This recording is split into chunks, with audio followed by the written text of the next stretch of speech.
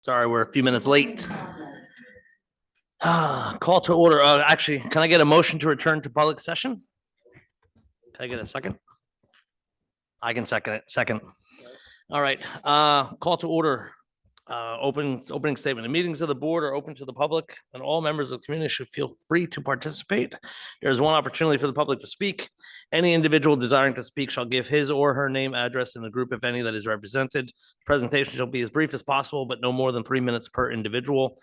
And there are certain matters that may be brought before the board that cannot be immediately addressed in public. Such matters may be referred by the president to a board committee and or to the superintendent for consideration and or resolution.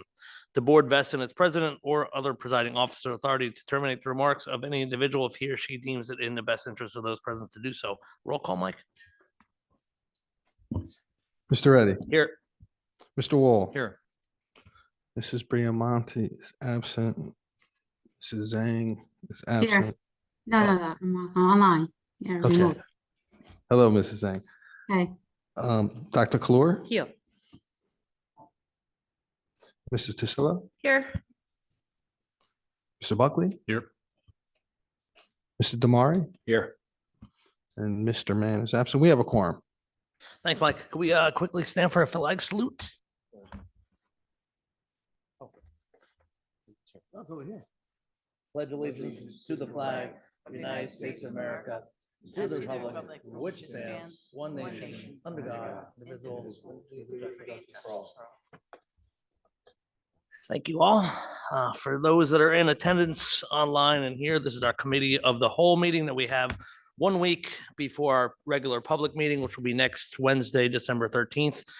Tonight, we have some old business and new business, but because we have certain distinguished guests in the audience, so they don't have to wait 2 hours, we'd appreciate if we can move the new business item number 4, host liability law presentation from our Holmdel finest. If you guys want to come do that, and then this way you don't have to stay here for, we might be here for 5 or 6 hours, maybe an hour and a half, 2 hours, hopefully. So thank you, Chief Alaco, and the microphone's all yours. And Scott, I don't know if there's anything you want to team up for? Sure. Quick little introduction. Chief Alaco, thanks for being here tonight. Really, this was an idea that generated really from the board. I have to give credit to Vice President Wall for just sparking the thought as we enter into the holiday season. We know that there are parties, there are New Year's Eve parties. We have also talked with law enforcement about sort of a troubling trend, which is, parties being hosted with minors, with, alcoholic beverages. And, these things, quickly can get out of hand due to social media presences, attracting students from other towns. And so really in the spirit of interagency collaboration and sort of a public service announcement of sorts, we asked if the police department would come and just talk to the public a little bit about this idea of host liability, some of the things that the law enforcement is doing, and really just to educate our parent community. Just as a final point, we will clip your presentation in any Q&A that happens, and we will include that in a weekly letter to the parents so that anyone who's not online can benefit from what you have to say. So, Chief, thanks again for being here tonight. I want to thank you all for having us here this evening, and good evening to everybody. One of we've wanted to get the word out. One of the things that we've been seeing, and we realized that there's been an increase in parties throughout the fall. Maybe part of it was because of how well the football season went. With some of those parties that we had, some that our police department actually were called out to. Others that we heard after the fact that there were parties that went on that we weren't called to. But one of the things that I want everyone to understand is that due to in the past with parties that we've gone to for the law changes, if we caught juveniles with alcohol, we would wind up charging them with alcohol underage. We're unable to do that anymore with the recent law changes. But if we get called to any parties that are being held where we've got large groups of kids there, we're going to look toward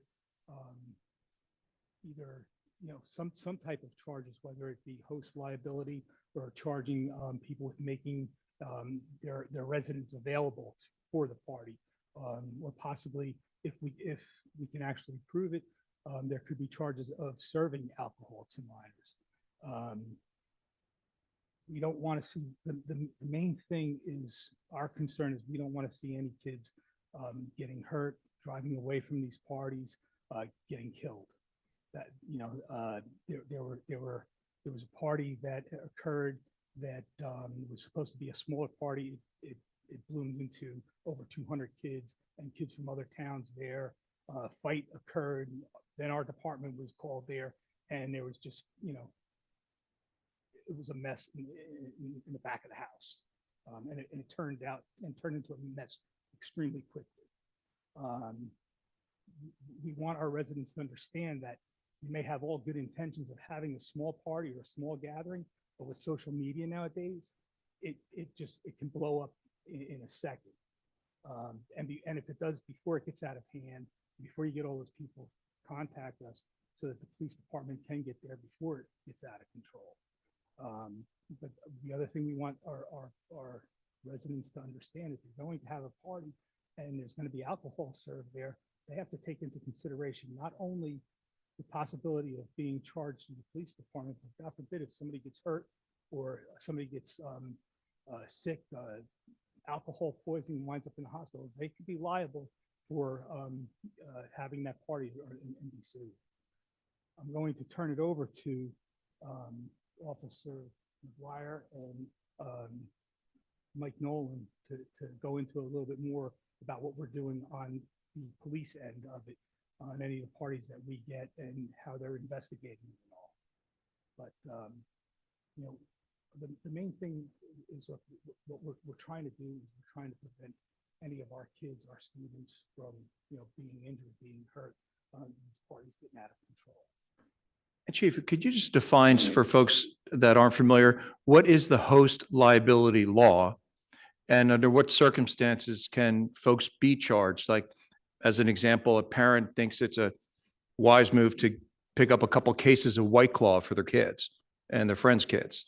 In New Jersey, we have a host liability law that if a parent or a resident serves alcohol to anyone in their home, they could be liable if that person drives away from that home, gets into an accident, and a third party winds up being injured. They could be liable for the injuries and being sued even by that third party. So the student that was served alcohol at a parent's home with the parent buying the alcohol, drives, crashes, gets injured or worse, that unsuspecting family then drives it back to the origin.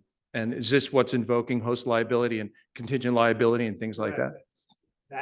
That student or person that is injured, and also the other people that were involved in the accident also. It can go back to and get to the people who hosted the party. So the message to the parent who's at the store picking up the White Claw would be what? Don't do it. Don't Okay. Chief, this is not just for minors, it's for adults too, right? The host liability, for, Absolutely. right? Absolutely. Any party, right? Yes. Does the host have to It be, doesn't, but the problem is that we're seeing it with these juveniles that are drinking alcohol, and don't know how they're getting home. You don't know. There was an incident at one of the parties where a young girl drank too much and had alcohol poisoning. We found out after the fact that she was at the hospital. There's a lot of problems that can happen even before they leave the house. The other thing we'll wind up doing with these parties is if we can't get in to break the party up, we'll sit patrol cars out there on the roads and watch and check everybody before they leave to make sure that they're not getting in their cars drunk and driving away where they're going to get killed or kill somebody. Thank you.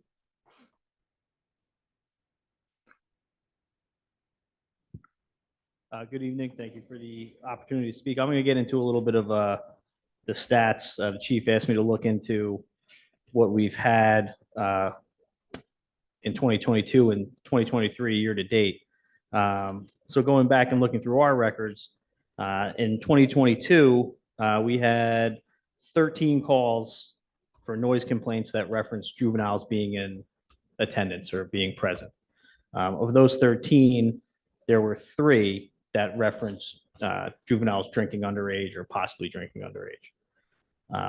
So far, you know, I know it's December, we're almost at the end, but we've had 14 noise complaints that reference JVs in attendance, and we have 7 where they reference underage drinking. As the chief was saying, and you know, the social host, we're getting more into a civil component on that. With the criminal side that we can enforce is similar in the sense that you're allowing your property to be used to allow underage drinking. All right, there's 2 aspects, whether you're supplying the alcohol, like you're saying, Mr. Wall, purchasing the alcohol, bringing it there. You know, the burden of proof would be on us, but it's a lot easier to say, I'm at this residence, I can see, you know, the yard or the house is littered with beer cans. Someone's clearly allowing underage drinking to take place here. So from an enforcement perspective on our end, noise complaints and allowing your property to be used to allow underage drinking is going to be the focus on our enforcement end. You know, it's, as the chief mentioned before too, with 2020, the state reformed their juvenile justice prerogative, and it's more of a reformative system now as a punitive system. Took away a lot of our ability, as he said, and then also with the legalization of marijuana, That was brilliant. whoever's wisdom decided to roll underage drinking into that as well. So we're, you know, pun intended, handcuffed in how we can proceed with that as well.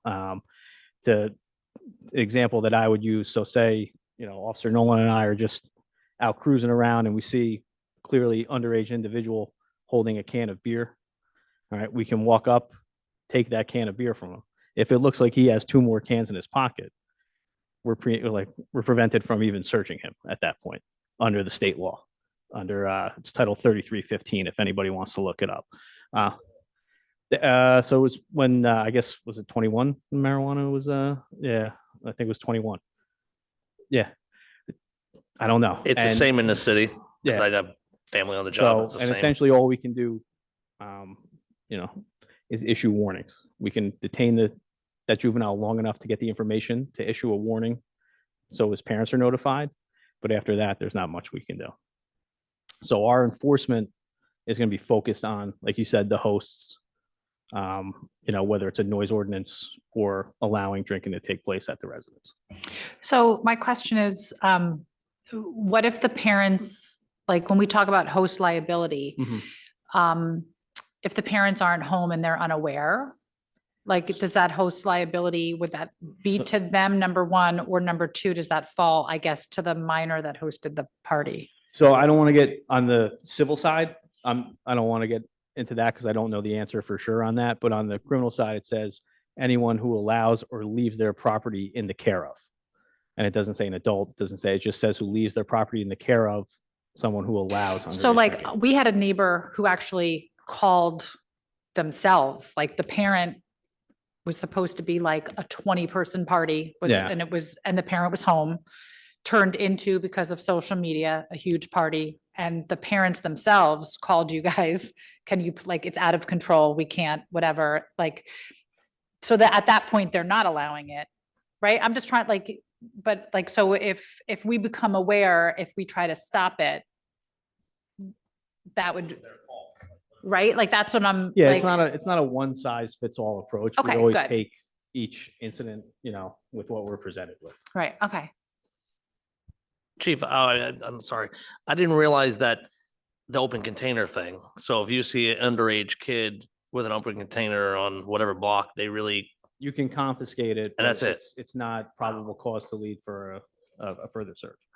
now with your stats from last year and this year, if you're able to, have you seen a lot of, have you had additional charges, vandalism, disorderly conduct, any DUIs, underage, things like that, or?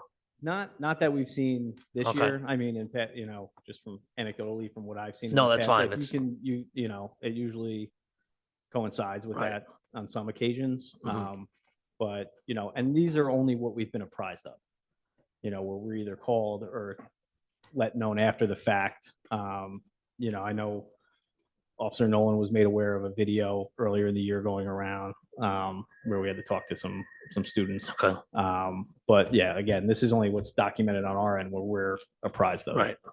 Okay, And yeah. what advice would you give parents and children that are, whether it's peer pressure to drink in the basement of a parent's home, who supplied the alcohol or not, or the parents that are trying to navigate a situation like at that time or at any time? Would you give any specific or just some general advice points from your perspective? So on the legal side, there are exemptions, right? Religious ceremonies, things like that.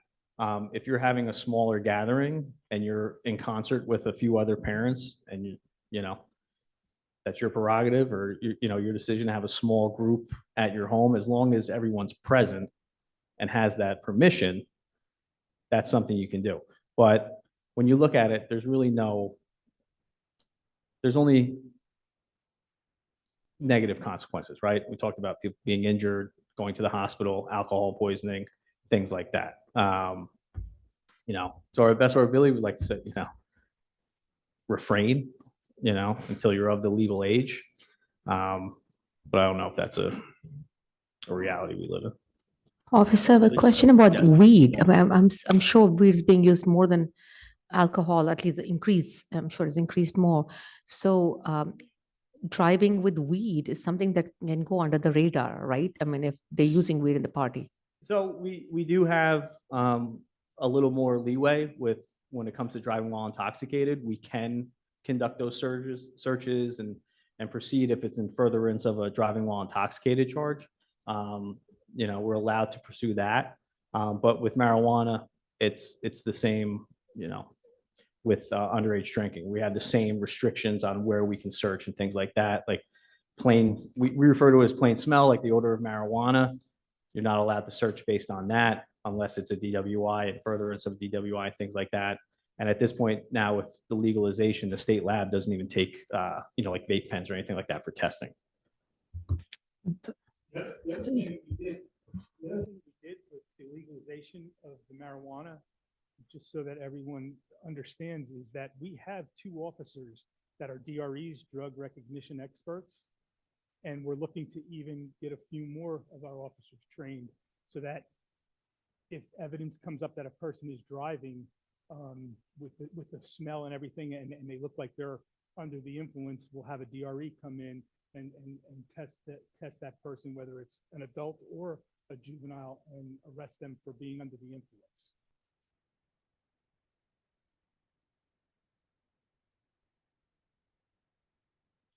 Just thank you for your time. And, you know, I mean, I just, as a general public statement, I guess, like I tell my kids, we live in a day and age like where there's Uber and Lyft and not, you know, like, and enough people, a lot of people here, we are a close-knit community. Like there's no reason for anyone to be driving under the influence in this day and age, adults or children. In this small town, like, well, anywhere in my opinion, but especially in this small town, because, you know, we have 5 different households just related to me that live in this town, and any single one of them would pick up, not even my own kids, right? Like, because that's how I think Holmdel is. So many of us are tight. So in this day and age, that's right. Absolutely. Tyler can give me a call anytime. I'm sorry. Just to speak to your point about social media as well, because I know you said you were going to clip this and send it out to the parents. You know, myself, Officer Nolan, having worked in the school, you know, we see a lot of the social media problems. And I don't think a lot of parents realize some of the guardrails they can set up, especially with Snapchat, which is, you know, Snapchat is probably it's replaced text messages at this point. Like most kids communicate through Snapchat.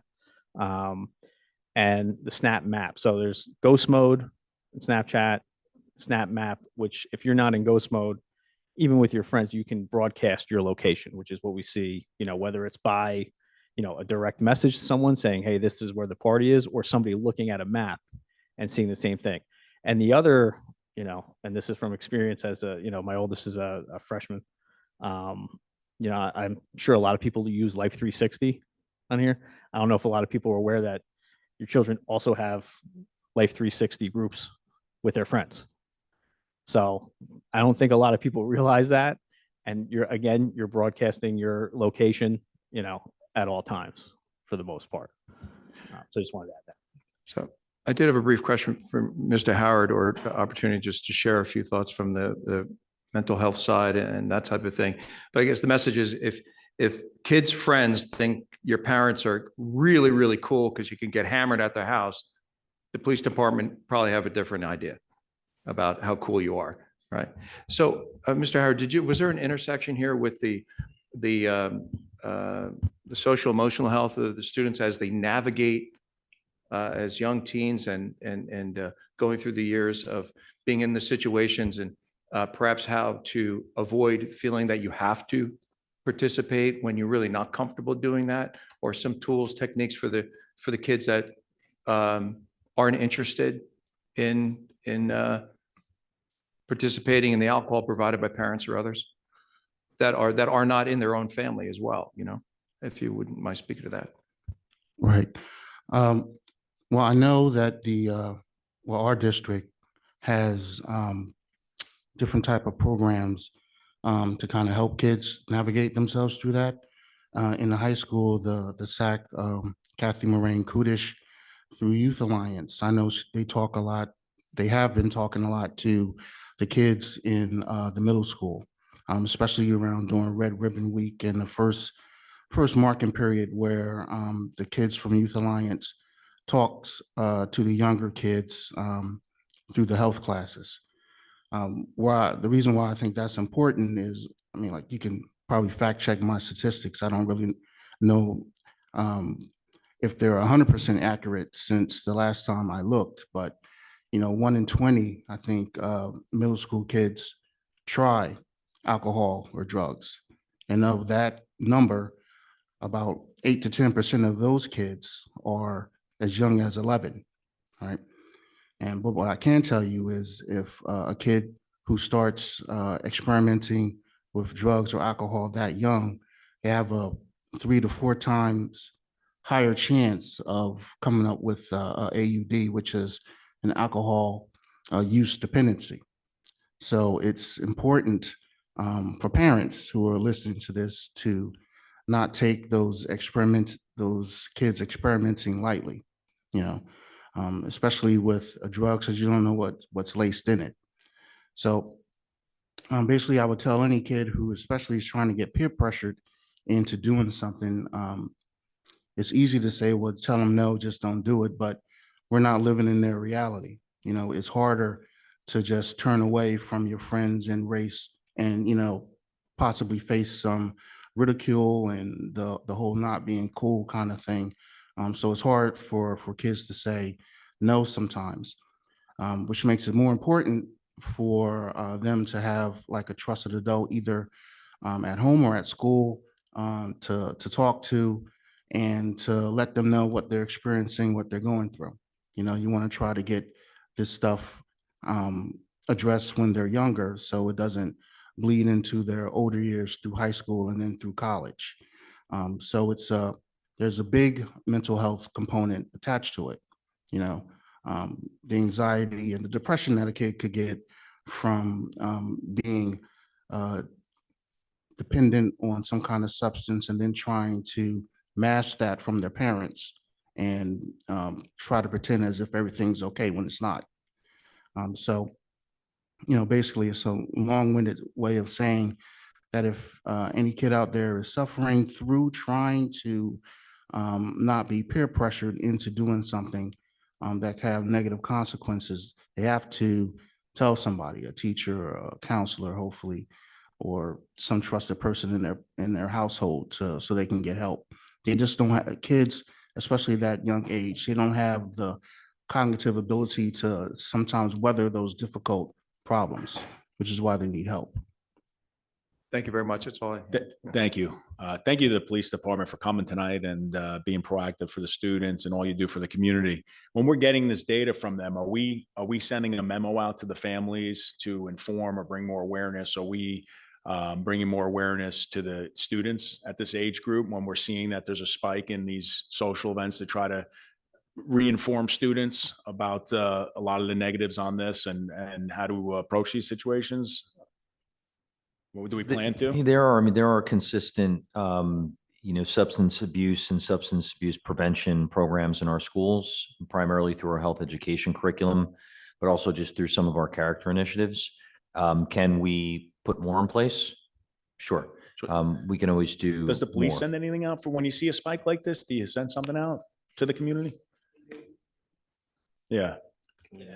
And like, as far as like what we're, in concert with the school, anytime, we see a child or a student have an adverse event or adverse childhood event, ACEs is what they refer to them as, we notify the principal of each building.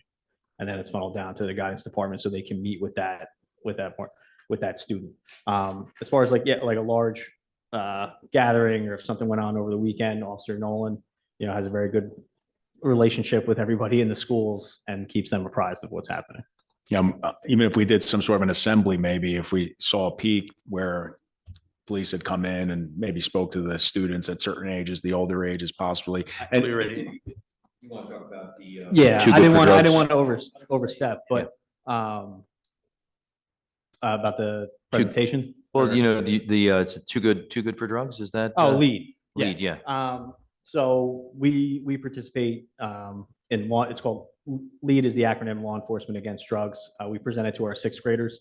Their recommendation is to present it to the class that's moving on to a middle school environment. So like, I live in Middletown. My children are in Middletown. They receive it in fifth grade before they move on to sixth grade in a new school in that environment. So we deliver it to our sixth graders. It's a 10-week program.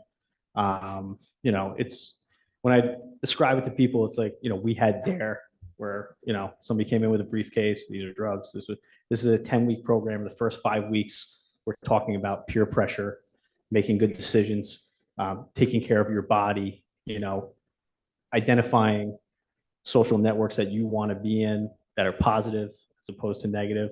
And then really the last 4 weeks, we touch on substance abuse and things like that. But we give them a lot of strategies for peer pressure moving forward into that, awesome. Yeah. type of environment. And when you're talking about social media, we had that speaker, right? The parental controls that had come in and the touch base on a bunch of this stuff. That was last school season, right? Are we doing something similar again? Yeah, yes. In fact, actually, I'm working with our local expertise. Detective Awesome. McGuire is going to. We're working on a program which I think we're going to put into it's going to be both school-based. Yes. And we're also going to do a parent information program at night as well. Yeah, I appreciate you staying on top of the social media too for the students, because it's ever changing, it's new. everything And now. yeah, so I really appreciate that. Thank you.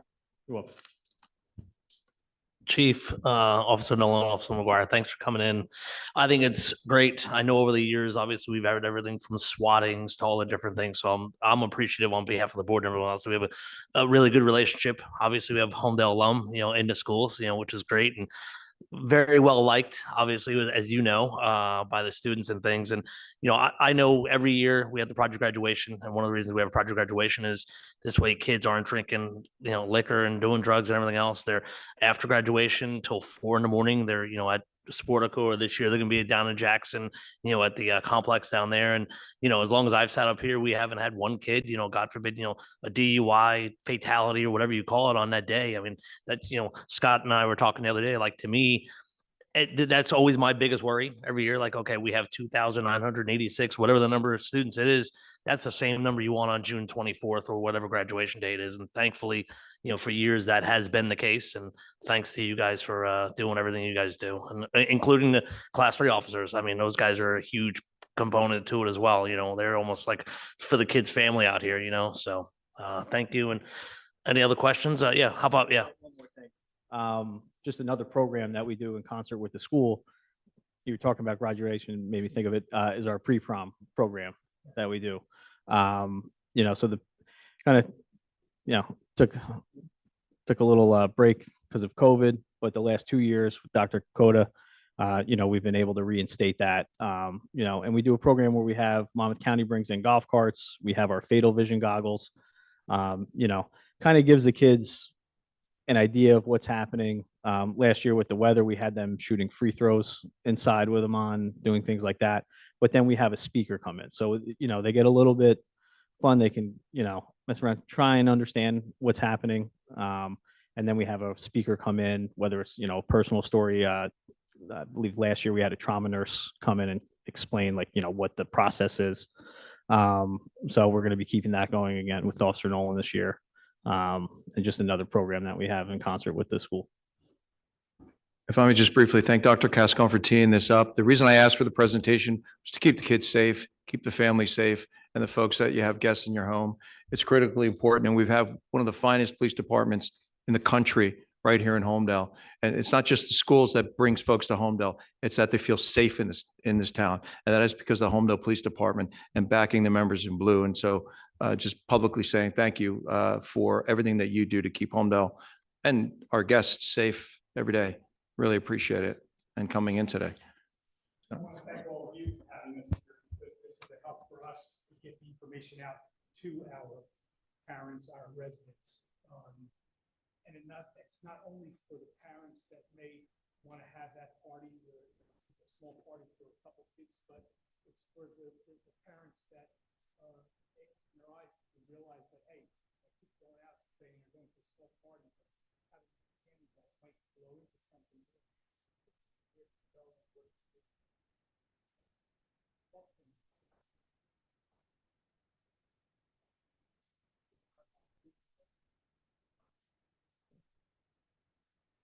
Thank you, Chief. Thank you, guys. Thank you, gentlemen. Dr. Cascone, I guess we could move to new business and school start times. Yes, sir. Thank you.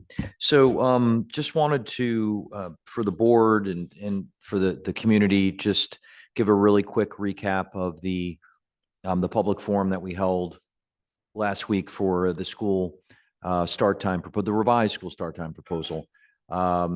President Reddy, Vice President Wall, Board Member Gisela were present. We had between 20 and 25 attendees. The session went really smoothly.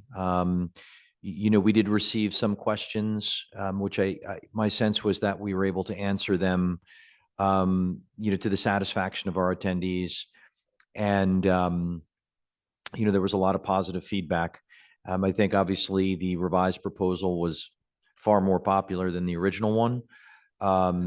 At this juncture, based upon the process that we've had thus far, I am comfortable, endorsing this proposal. And though it doesn't technically require board approval, I've said for a significant shift like this, I would only really feel comfortable moving forward if I had, majority support of the board. Just before I turn it over to the board for any questions or commentary, I just wanted to kind of give you an idea of if we were to move forward, what would be some of the next steps that we would take in the immediate term. One of them would be, we do have a couple of contractual things we have to iron out. They're all very feasible, but they will require engaging with the Teachers Association and developing sidebars to the current collective bargaining agreement. These would be non-monetary adjustments to the contract.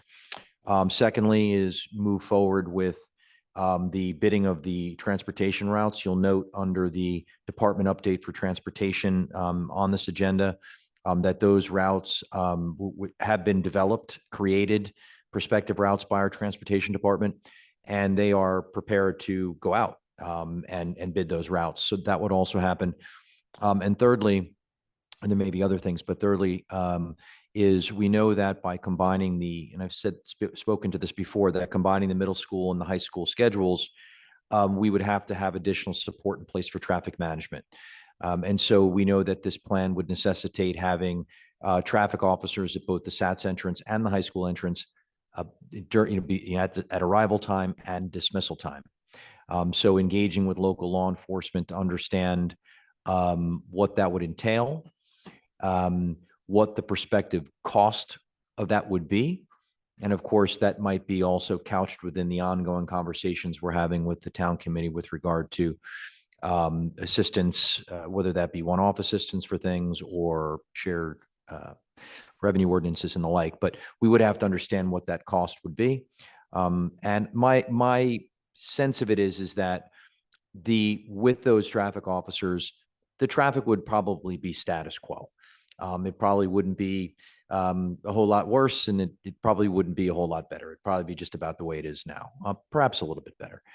So those are really three things I would see having to move forward in the immediate term to continue to move this proposal forward for the upcoming school year.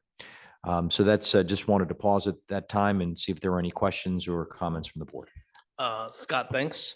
I can, as we've spoke before, it feels like this is less of a moving a huge boulder.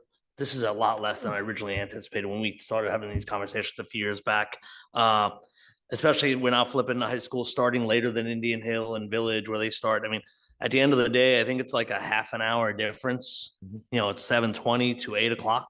And then SATs at the same time. And then on the back end, I think it's only a 10-minute, it's not a massive change. Everyone I think has seen the time differences. So I'm 100% for it. I know we've been talking about it for years. We said we'd look into it for wholeheartedly after the referendum. And then unfortunately something known as COVID got in the way for a couple of years.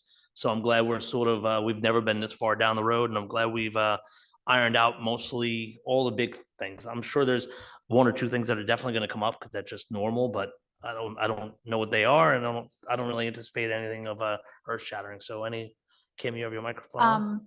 Yeah, I just, for the public that didn't attend, I think that most of the people there spoke, wanted to know how it affected the high school because they're losing time. So can you just, for anyone listening tonight, can you just share the shaving of the minutes with the public? And perhaps just the general outline at the time. Sure. As a restatement. Just as a point of interest, I did clip the video from the public forum and link that in my Monday letter. So, all of our community residents, if they looked at the letter, had the opportunity to view that public forum in its entirety. So basically, just to speak to the high school piece, we are in essence aligning the high school instructional day with the SATS school day. To have done it the opposite would have been a more complicated endeavor, primarily from a contractual standpoint. That probably would not have moved forward within the timeline that we needed it to. So the instructional periods at SATS are 53 minutes. The current instructional periods in the high school are 56 minutes. So we're aligning the high school with the middle school. So each period will decrease to 53 minutes. I think it's important to note that length of period is actually still longer than what the length of period was in the previous schedule before the high school went to the rotating block schedule. So we're still up in instructional minutes from what it had been. But I also think there's something to consider, and I mentioned this in the public forum. I asked Dr. Kokoda to share the data on tardies, lates to first period. And approximately 80% of all lates in the high school are in first period. So we're seeing a lot of students arriving late to school. And then, of course, we have to ponder their state of mind and their mental readiness at that hour to really engage in, an active and rigorous learning process. So when you think about efficiency, the idea is and we'll have to, and I said this in the meeting, obviously we're going to be assessing, right? Are we feeling the difference? Are teachers feeling the difference in a 3-minute decrease? Well, obviously over the course of the first year are going to be evaluating that. Is that impacting significantly their ability to cover the scope and sequence? But that's just a little bit of texture on that high school piece. Yeah, so and there was also a question with regard, will the lab time decrease? And in fact, the lab periods will operate the same with just a 1-minute decrease. You had heard some thoughts from folks and feeling like the end time at Village School was a little bit late, and would perhaps impact students' ability to participate in extracurricular activities outside of school. I would argue that the current time that they leave school, even under the existing schedule, which is 10 minutes earlier, would really preclude them, certainly if they take the bus, from starting an after-school activity at 4 o'clock anyway. So really, if they were doing an after-school activity, it would really be a 5 o'clock start time, and they would be able to do that under the new schedule as well. I think it's also important to note that our start time at Village School is actually going back to what it was as recently as the 2021 school year. Some additional positives, which I think are worth mentioning, are we're going to be able to offer late buses at Indian Hill School in the upcoming year. And we're looking to increase our extracurricular offerings at Indian Hill as per the strategic action plan. So that is an additional benefit of this change, is a more robust set of extracurricular offerings for Indian Hill students and late buses there. So when we really weigh the pros and cons next to one another, I feel really confidently that this represents a very positive change. And of course, most notably that, we're talking about an 8 o'clock start at the high school versus 7:25. So 8 o'clock seems a bit more civilized for our teenagers. Thanks, Scott. I think the only thing I know when we were talking in the other night, I think it's 3 minutes per class in high school. It's going to be reduced. Yeah. And the only thing I thought is, in the back of our pocket is it possible down the road after we assess, and if we find that 3 minutes is, wow, we're losing a lot of instructional time, can we chop some time off lunch? Is the one thing, can you chop 8 minutes off and give back a minute to every class or something like that? Is that a possible solution down the road if we felt we had to go that route? Yeah, I mean, we could, of course, that would be, that would be a negotiated item, right? Because Right. the length of the lunch is outlined within the collective bargaining agreement with the HCA, but we certainly could broach that point, open the contract up and negotiate that. Right. Okay. Thanks. Terrence? Yeah, I just want to say a couple quick things. First of all, I'd like to extend a thanks to the teachers, the education community, the administrative staff, all the folks that are making the gears work every single day in their various capacities. Because without that, owning the schedule and making it work, and the goal would be that it works for the staff as well. It wouldn't be at such what I consider a very smooth place right now, where things that are extremely important can happen without a lot of drama, really. And so I just want to say thank you to all the staff, because they're the ones that are thinking it through. The transportation folks, Lara Carducci, her team, the administrative team, all the building principals, they have to contemplate this. And frankly, they were bringing the ideas back to administration. Here's what might work. Here's what maybe a contractual issue, HTEA, HTAA, and finalizing those items coming forward. And the board as well. This issue, I'm disappointed it took so many years. I'll say that. For folks that followed some of my thought process over the years, October 5th, 2017 was when I was first thinking about it, but many folks have maybe thought about it over time. But the impact of this is going to be so significant. This is plus or minus 3,000 children that, as they go through the schools in high school, 4 years of high school, every single day.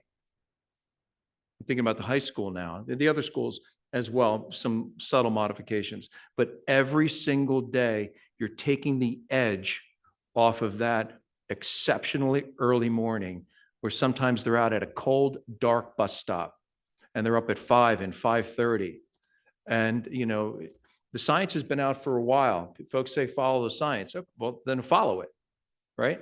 And the biology, we're not, some of us maybe, I'm certainly not scientists and biologists in this area, but the data is out there, good, true data.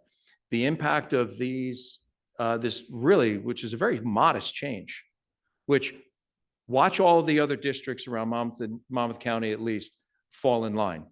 because the parents will be calling for it because they probably are not aware of how elegantly simple this has resolved, right? Initial start times, maybe not so much supported. 7:30 Indian Hill, right? People embrace that. But so here we are with a plan that works. But just think about it, starting in September, I think one of the most significantly important decisions administration has made, working in concert with the Board of Ed and staff, that has years of impact. The parents who know that the students that are in high school right now, they already know. So the folks that don't know yet are going to have are not going to have that burden, and their children are going to benefit from that. And you'll see in the future, you'll see how it benefits. So I want to just thank everyone and the Board of Education in aligning around this, because it's one of the single most important things that we've done for students, I would say, in board's history. And I don't say that lightly, because it impacts every single day that the timing has been off in the past, but now moving forward. And it'd be interesting to see how the results, what data you see come out of it.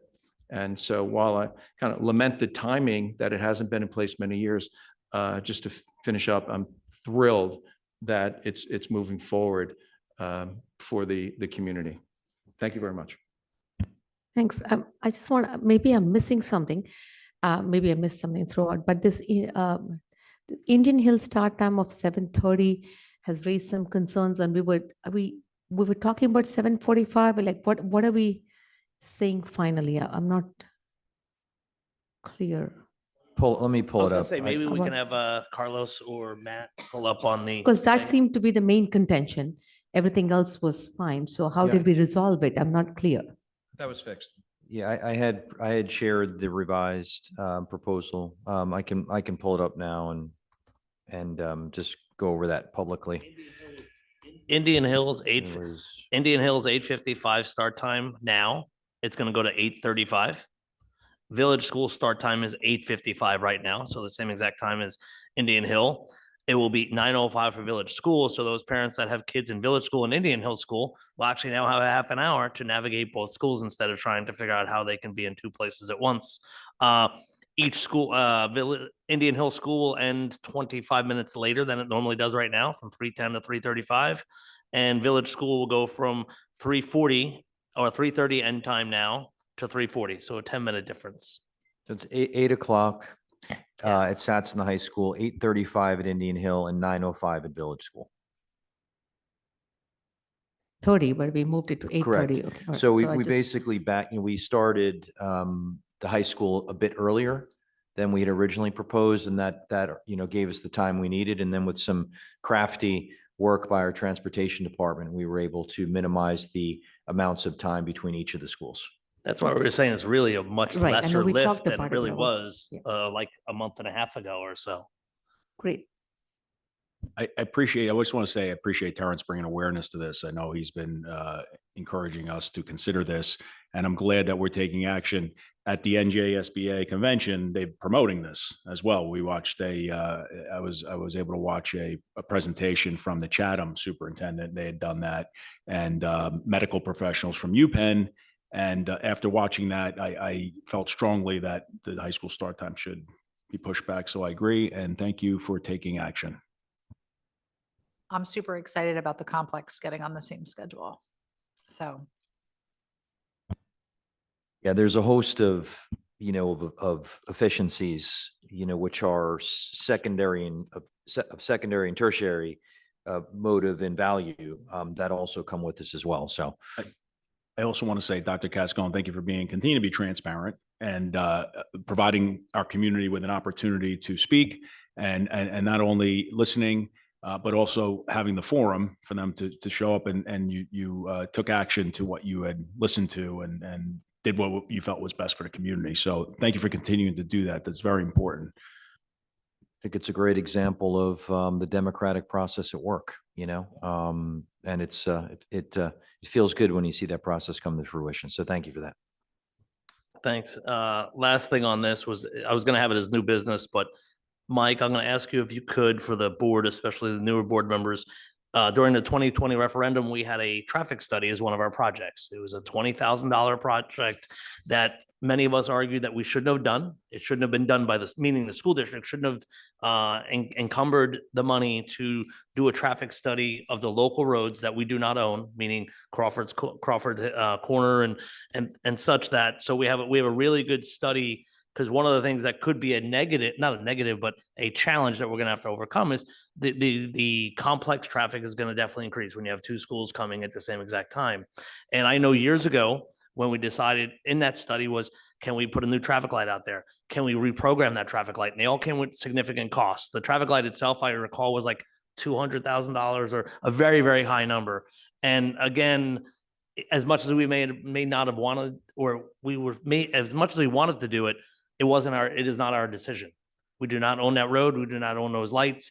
Anything that's done there has to be done by the county and or township. So my ask is if we could resend the traffic study document just so the board can look at it and read it, and then in turn send it to the township committee and the township administrator, because I know outside of, actually, I think that entire board, none of them was around when we did this study a few years ago. And besides the pilot funds and other things and the lights and other things we haven't really got much feedback on, that we may need their, if the local police aren't enough of a help to navigate the traffic, we may want to go visit that and to see if there's ways we could shave off the corner of Rogie Field, and however it is. I mean, it's not going to be something done in a few months, but at least to have that conversation. I agree. Just to follow on with that, we need to connect with the municipal engineer, the good team over there. The capital budget, the town will pass its budget, soon. I'm sure it'll be flat. The pilot funds facilitate that. And so what we need to talk about is the capital budget, which will come up. So the cycle really matters a lot.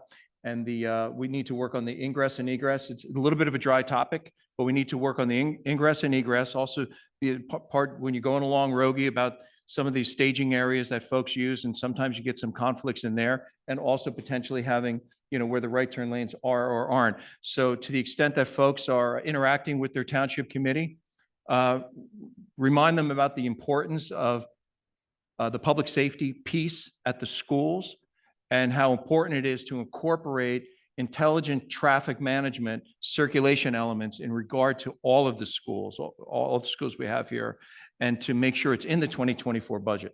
We'll be collaborating with them a lot moving forward, but that capital budget schedule, the reason I'm putting it on the record here, that comes quick, and that needs to be, the engineer may need contracts, proposals put together to design, bid, construction management, inspections, especially to dovetail with the efforts that are going to start in September.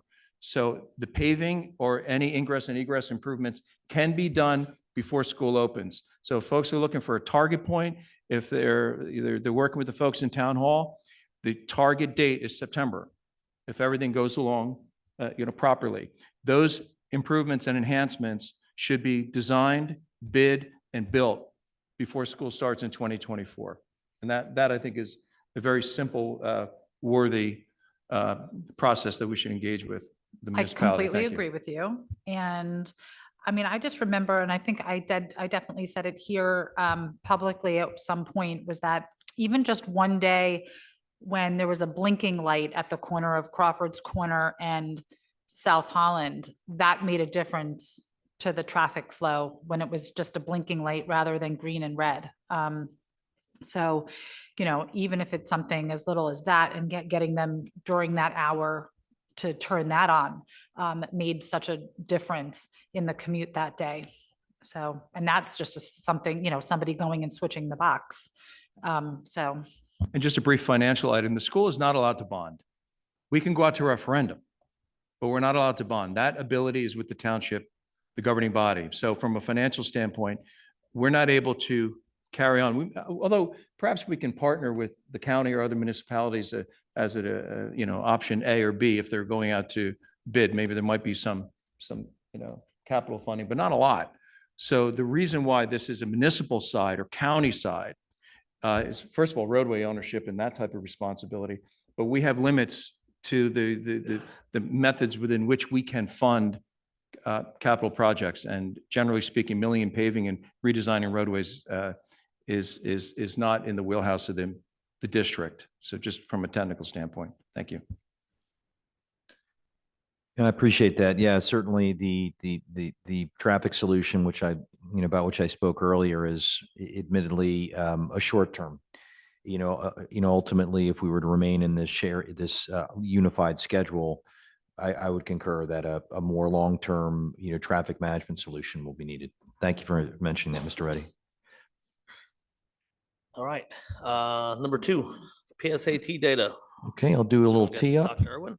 Yes, my classic tee ups here. So, as you know, at the last committee, the whole meeting, Dr. Irwin presented the PSAT data.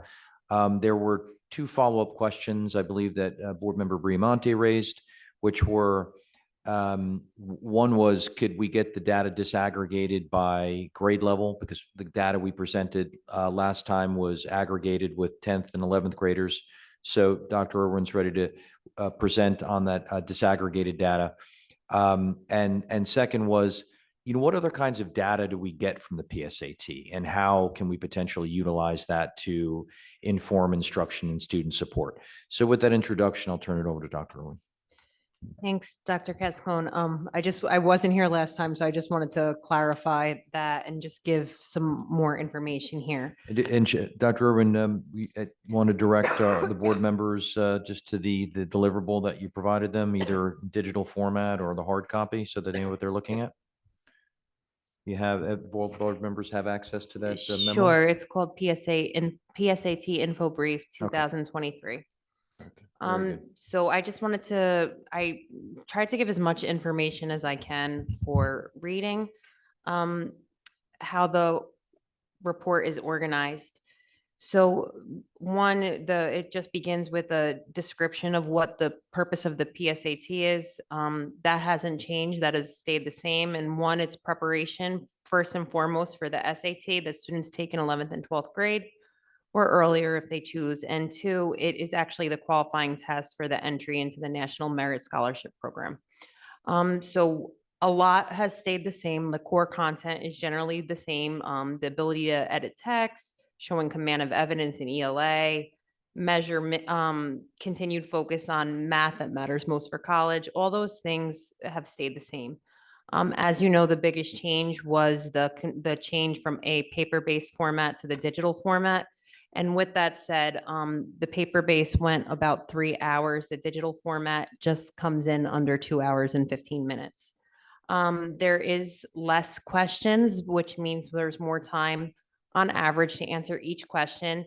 And the reading passages are shorter. So pretty much all students take section A of the PSAT. Based on how you perform in section A, the test is adaptive to what section B looks like for you. So just as always, there are 2 sections, reading and writing. The reading and writing section is 64 minutes and it's 54 questions. The math section is 70 minutes and it's about 44 questions. While the district we do receive information about how students perform and their performance levels. We do not receive like a detailed spreadsheet where you can analyze student by student of like who scored what in each domain. However, I did want to, for anybody that wants to know how to really access the report, any student that took the PSAT and their parents, I would encourage you to go into the College Board site, and there is a new tool put out by College Board called Skills Insight. In moving to a digital test, you do get a lot more information faster that's readily available. So the Skills Insight, how it works is, let's say a student, there's several performance ranges on the PSAT, such as 160 to 360, 370 to 410, et cetera, and so on, up until 680 to 760. So what you can do in Skills Insight is, in each performance range, it says what students should be able to do in that performance range, and it gives you sample questions of what that performance range is. So for instance, if a student scored, I think I put an example here. If a student scored on a 470 to 540 on the algebra band, what that means is the skills that they should have is within a complex context to choose like the best interpretation of an equation and an input-output pair and a linear model. I can go on, but like that's the skills. That's what a student that's scoring in that range can do. So I would say the feedback I would give parents is look at what skills your child can do in the performance range they scored, but also the performance range just above them so that you know what you're working towards. So if like the example I just gave is the 470 to 540 band, you would want to take a look at not only the skills that you currently have present, but what skills are expected of me to move into the next band, which is 550 to 600. And if you navigate the report like that, there's a ton of sample questions so students can see what questions you would receive if you had, based on how you responded in question A, like where your skill band presents, what kinds of questions you would expect to receive in that section, second section of the report. Using those exemplar test questions, not only at your band, but the bands above, I think can prepare students not only to give an insight into how they did on that test, but in preparation for the SAT as well. So that's the first part of it, how to Can I just interrupt you for 1 Mhm. second? And not to put you on the spot. Have we considered providing some sort of a correspondence? Maybe we have put a correspondence out to parents whose students took the PSAT, sort of just giving them that information, right? Sort of like the website, the link, and this is, you can go to this is some recommended practices for you and your student. That might be something if we Sure, have. I'll pair up with Ms. Rizzatello and put something out or make a video for our Perfect. YouTube channel. Thank you. Okay, so that's basically what you can do with question types. The second part of the request was really just about what the data is between the 10th grade and the 11th grade. So I did include 3 years of data here, and I broke it down between 10th, 11th, and all. So if you're on page 3 of the report, it'll say like, I started with fall 21, fall 22, and fall 23. So I just wanted, so I think it's important to reference fall 21. So for a certain reason. So for instance, we are looking at like a paired sample. If you consider that how students took the test in 10th grade, they take it again in 11th grade. So you're looking at the same group of students as 10th graders and 11th graders. So you kind of have to read diagonally down the chart. So for instance, if we're looking at 21 to 22, which is paper to paper increase. So how did the kids do in the fall of 21 versus the fall of 22? And like I said, those are both paper formats. As 10th graders, they averaged a 1009. And then as 11th graders last fall, they averaged an 1121. And we want to see those gains because you have a whole year left of school under your belt. So you should expect to grow. So that's paper to paper change. 10th to 11th grade, fall 22 to fall 23. So those are the same students, how they performed as sophomores, and then again, how they performed as juniors, which is paper to digital. The average score was a 1018 to a 1092. So while we don't have statistical significance that the digital format really impacted student scores, you can kind of see, even though I'm comparing two sets of the same kids, but one going paper to paper and one going paper to digital. So there was a 112-point increase, 21 to 22 on average. And then from 22 to 23, paper to digital, there was a 74-point increase on average. So like I said before, the 11th grader average in the fall of last year was 1121, and the fall of this year was 1092. So a small decline, but I do looked at other data nationally, and the declines I saw nationally were really significant, whereas ours were not. With that said, Was there a reason? Did they give a reason I think it's- or a thought? I think it's because PSAT, because it's digital, it's everything, everyone is doing it all on the same day. So when schools put their PSAT testing day, I think that does impact how you perform, especially when it's like everybody's sitting for the test at the same administration time. Right. Just to elaborate on that slightly, really talking, we experienced tonight, guidance department could speak more in more detail to it, but there are bandwidth issues on their end, right? On PSAT's end, because you have all these kids on that platform nationally on the same day. So one of the takeaways was although it's kitschy to do it on, PSAT day, is next year we're actually planning to not do it on PSAT day.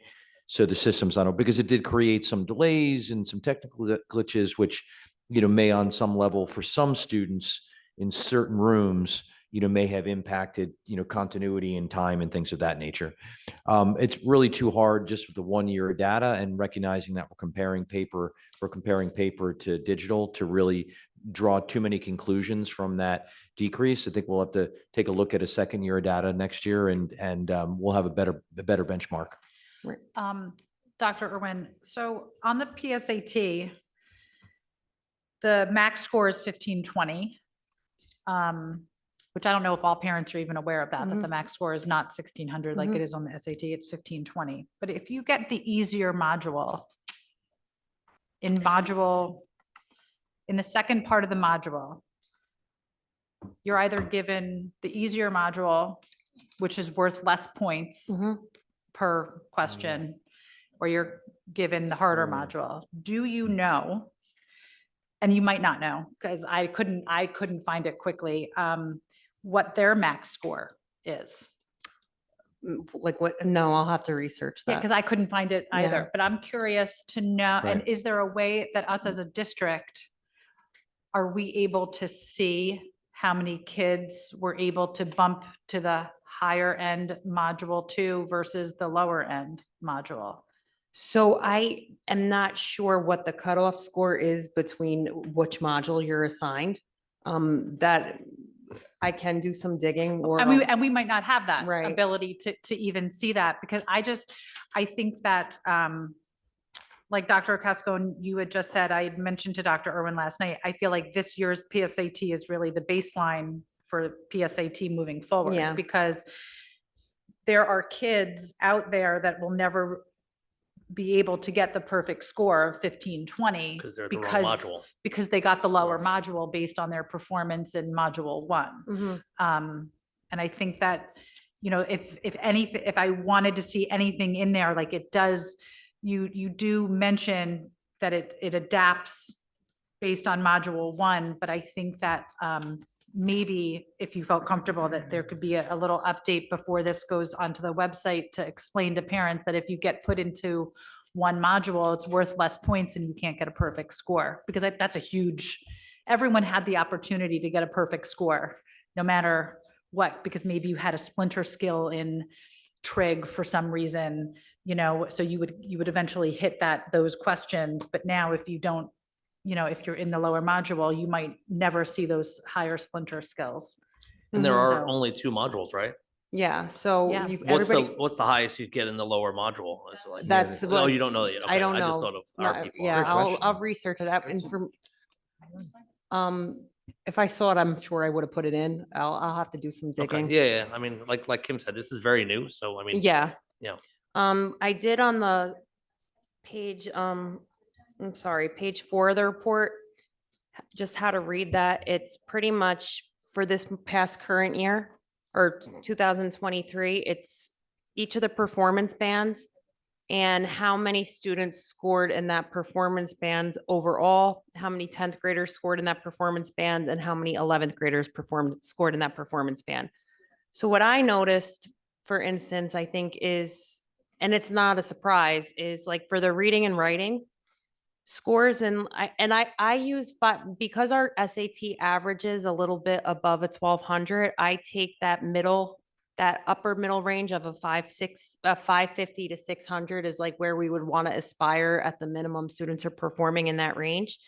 So what I noticed is, regardless of if you're in 10th or 11th grade, the performance range was more or less evenly distributed for the reading and writing section between 10th and 11th graders. And that doesn't come as a surprise to me, because reading and writing standards, you just build it. The ELA standards are in a way where you build on it each year. You're not like necessarily learning how to write in a new way in 11th grade that you didn't learn in 10th or 9th grade. You just have more complex texts, or more, the text is just more rigorous, the types of passages you're going to read.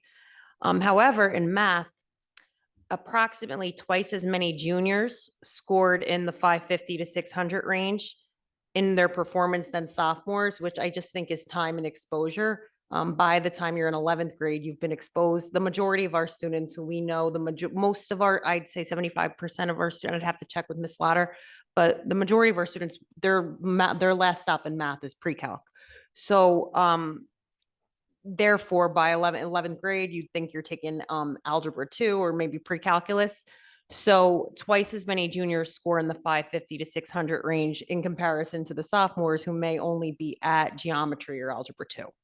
Well, that used to become one of the arguments of kids saying, hey, I want to do honors in 10th grade because you can absolutely take the SAT at the end of 10th grade, but there's going to be a significant amount of questions on that test, especially math, that you're like, I've never seen this before Yeah. because you haven't even been taught it yet. So there is a direct correlation of, hey, kids, wanting to be an honor so they can actually, test earlier possibly. Otherwise, they're going to be like, I don't know, B, A, I don't know, just circling, just guessing essentially. But where is, like, I feel like if I can remember, like statistics is a big thing on these standardized tests, but like, where is that in our curriculum? Like, isn't that like, it's So most- typically so like sta- after pre-calc or So something? statistics is usually probability and statistics, you would fall towards the end of algebra 2. And is it like, for me, it was a semester course in high school. It wasn't a full course. So where it is in our sequence is it's an elective for math. So whereas you could take algebra 2, then you would take either pre-calc or calc A, B, calc BC. Most times if a student doesn't want to take calc A, calc BC or whatever, but you want to take a 4th year of math, usually it's taken after you've taken algebra 2. So a senior course, sometimes a junior course if students double up. Right, so my daughter is taking honors algebra 2 right now. Like, so for that cohort, right? And there's a lot of kids right now that are in that cohort. What should they be taking next year to better help them on the PSAT, SAT? Are they better to take probability and statistics junior year or pre-calc? I would lean into pre-calc still. Okay. But I would like to engage Ms. Lauder in my best response to that question. Okay. Okay. So Miss Bramonte, she's not here, but she's able to listen, but she can't communicate, who is a math tutor. And obviously in that, she's saying max will be 1,400 if you get the answer with the second module or whatever the first one, Okay. whatever you call it. 1,400. Great. So, yeah, It's a big difference. it's a huge difference. Yeah. I know the last SAT paper test is this month, correct? Yeah, there's a December test. Yeah, I know Mhm. my son was taking. And then I it think this- again, the next one's March, but usually this would be the last round where our seniors typically are participating in the test. And it seems like most of the kids do know right now, like, oh, the reading passages are significantly less. The whole test is significantly less. So Mhm. But less seems- questions means you got to answer them right more, you've got correct, less but at least you don't have chances to at that. speed through. And if you're Yeah. a slow taker, at least you don't have to worry about getting Correct. timed out. Correct. So Yeah, I think we're all learning more as the Yeah. new format is unveiled. cool. Well, So thank you, Ms. Bramonte. thank you all. Move on. Proposed calendar. Okay, we'll take a quick whirl through the calendar here, and and I want to thank the board. We got out in front of this a lot earlier this year, and I thank you for that. It was a lot of good dialogue, both feedback from our community and from the board that went into this final version. I think it's a pretty good calendar. We start the year with a full staff development day on the 3rd with staff. On the Wednesday and Thursday, we are our 2 half days for students. We did this to pick up some additional preparatory time for teachers, because typically we've done 2 staff development days in the beginning, but we needed to recoup a student contact day there. Into October, we landed on Thursday the 3rd for Rosh Hashanah, but then would come back into session for that Friday. November 1st is the district will be closed for Diwali. And then, of course, the other days are pretty standard for teacher convention, Thursday and Friday. And then Thanksgiving half day on Wednesday, and then the Thursday and Friday. December, pretty straightforward for, the holiday / winter break with a half day on the 20th. And the coming back, school back in session on the Tuesday, the 2nd. The 29th is, the district is closed for a professional development day for the Lunar New Year. And then for February, we have President's Day off for that Monday. March 14th is a half PD day. So a half day for students, full day for staff. Going into April, we have the 11th, which I believe is, that's a half day. And then we have that week for spring break with Easter, I believe is that Sunday. And we're back in on Monday, the 21st. May 23rd, half day prior to the Memorial Day weekend. We did have one other date here. I overlooked March 31st, which was for Eid. And actually there was, give me 1 second here, bear with me.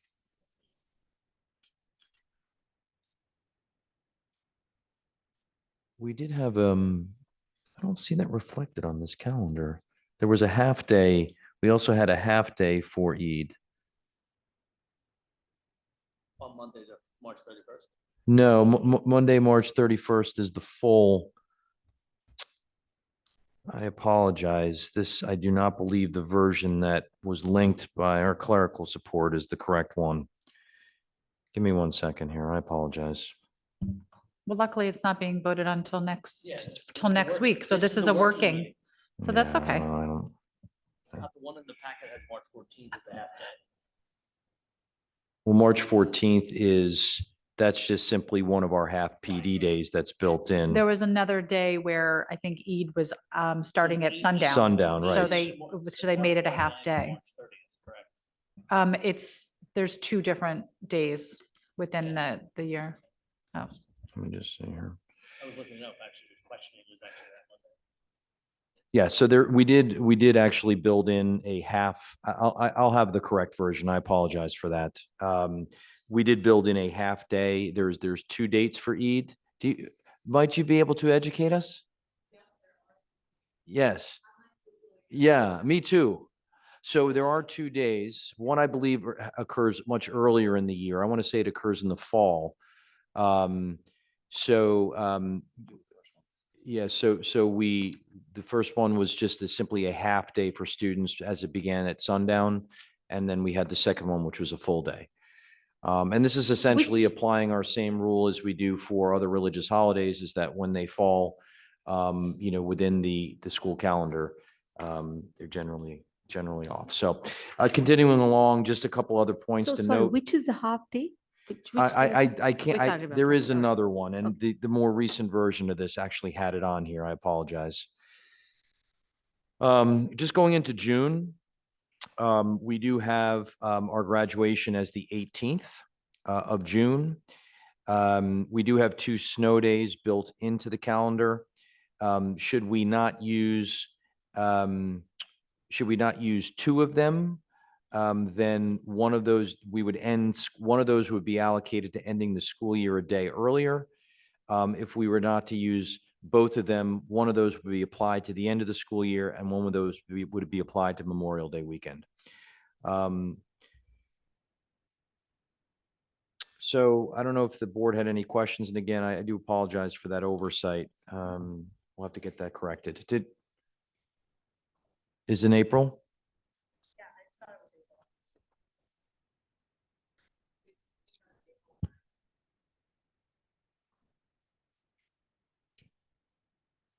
Yeah, I'll get it cleaned up and forward the revised version to the board. Any questions on the calendar? So Scotty, you're saying if we only use 1 snow day Mm-hmm. and we give 1 back, or Right. no, 2 snow days, because if we give 1 back, the first give back will be May 27th, basically an extra Memorial Day. And then the other one will be June 17th. Would that affect graduation and prior Well, to it would. graduation, all those things? So the if it's one day, then it would be applied to the end of the school year, right? So the last day of school would be the 16th, and graduation would be the 17th. And obviously, we don't have to schedule that because we have it in our backyard here, so we don't have Correct. to worry about the Brookdale thing. Correct. But, and no issue with project graduation? That's I'm a just good saying, because question. if you move that date, that's a firm set date that they have a gazillion contractors and all those other things, so So that the would only, be a- yeah, that would be a big, moving that day might be impossible, it's a might good be point. difficult. So I think typically when we had to give back a day, they would either, they would add it to Memorial Day Memorial Day, yeah. weekend is typically, Yeah. and just make that, make the 22nd a half day and the 23rd off. Typically, that's what's been done. And according to my Correct, yeah. email, it's a side note from Miss Taha. It was actually, according to her email, 3/31 and 6/6. So she had 6/6. written in an email, June 6th Right. was Eid al-Adha. So those were the two dates that Ms. Taha had emailed. Okay. I just want to understand the half a days, the 6 half a days. Is that something we have 6? to do? 6 half days? Green, right? You got 3 at the end of the year, Oh, right. So contract. So there's 2 different types of half days. There's half PD days, which are contractual. In other words, like they're right. And then there's the half days, all of it's contractual. Either PD days that are built into the contract, or basically early dismissals on the Friday before a holiday weekend or a vacation. Was it ever debated to do 3 full days and then have 3 days off? The problem with doing 3 full days is then you lose student contact days. Yeah. Okay. Yeah. Thanks. Yeah, no problem. Okay, so a couple little cleanup items. I will get those done tomorrow and forward the, I appreciate the question about project graduation. That might preclude us from moving that date, even though we can do it with it on site.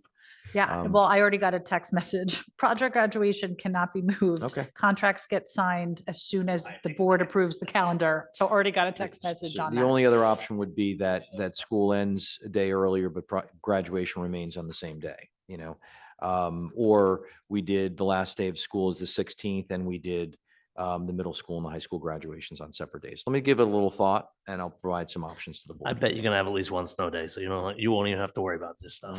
Yeah, probably. Okay. Just want to thank the board and Scott and the admin for working out this calendar, which is an excellent inclusive calendar. Thank you. Thank you, Dr. Crowe. All right, brings us to new business. If anyone has any questions, or Scott, if you want to hit any highlights on the resolutions for next week or the board agenda? Sure. Let me just open up my my document here. It's a shorter one than normal. And next week, as everyone probably knows, will be teachers of, I think, the soccer team, teachers of the year, and what's the third item? Outgoing board members. Yes. Eileen, who's on the road, and Linda is on the road, so we get to Yeah, so acknowledge you guys. yeah, we'll have a pretty robust recognition portion of the agenda, recognizing our sectional champion soccer team, our outgoing board members, Board Member Briamonte and Board Member Zhang. And Mr. Howard will be performing his duties as Master of Ceremonies for the annual recognition of our educator and educational service professionals of the year. Just kind of rolling through and through the agenda, just some high level things. You'll notice that under policy, there are a number of policies that are being forwarded for approval in second reading. These policies went through first reading at the August public meeting. We did have an excellent policy committee meeting last night, which Chairperson Drusilla will provide more of an update, but these policies were reviewed by the committee. Administrators reviewed any high level aspects to those. And really there was consensus that these policies could be moved forward for second reading. As a note, there were 2 policies that were originally on this list that were tabled, which we're going to discuss later during the policy committee update. So there's that. There are some abolition of policies which are obsolete at this point in time. One due to subsequent legislation and one due to it being a COVID-based policy, sick leave and bridge year pilot respectively. Items 5, 6, 7, 8 are all fairly pro forma. Really quick on 9, in case anyone's getting, PTSD about looking at the safe return plan on the agenda. We're obliged to update our plan every 6 months. This is really just a slapping a date on it and, and then, saying a couple of Hail Marys that we never have to use it again. But it's really just something that we're required and mandated to do. There are no changes to it from previous plans other than just updating the date. Of course, we have the calendar.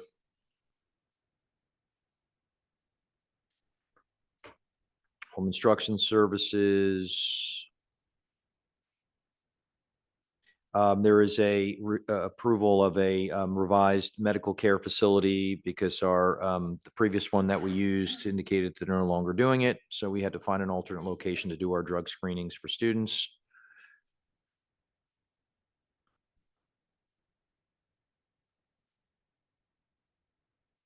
Student placement. Additional locations for community-based instruction. Scott, where's the rugby school? I've never heard of that school. Amanda, you want Amanda, no? to share a little Number info on that? 14? I've never heard that one. It's not really far. It's about 25 minutes away. What are they, like I know Collier and all the other local Yeah, schools around here. similar. Similar, Most, okay. most of the out-of-district schools Just an really interesting provide title a to- range. Yeah, interesting title services. to the name of the school is what I thought. Absolutely. We will accept a couple of notable retirements, which will remain confidential until we post the board publicly on Monday. We have a couple of resignations. As far as the nurse goes, we're already in the process of posting that as anticipated because we know that it can be challenging to find. Some other notable appointments. I do want to just speak to the name of the recommended candidate will not be disclosed at this time, but I want to speak a little bit about the dean position. If you recall, the dean of students position was a job description that was created and approved earlier this summer, and it was created really due to we've had a couple of assistant principal leaves. And really difficulty in finding an interim assistant principal, and also really the prudence of, bringing in somebody who, to serve in that role. So we have folks who are certificated internally and who are sort of known quantities. And so we created that dean of students position, and we have, someone serving in that role down at Indian Hill School and is working out quite well. So I didn't expect necessarily that we would have the need for another one so soon, but we did, and that's the path that's been chosen to to staff this really short-term leave, which is 2 months. So obviously we can discuss that further in closed session at the on December 13th.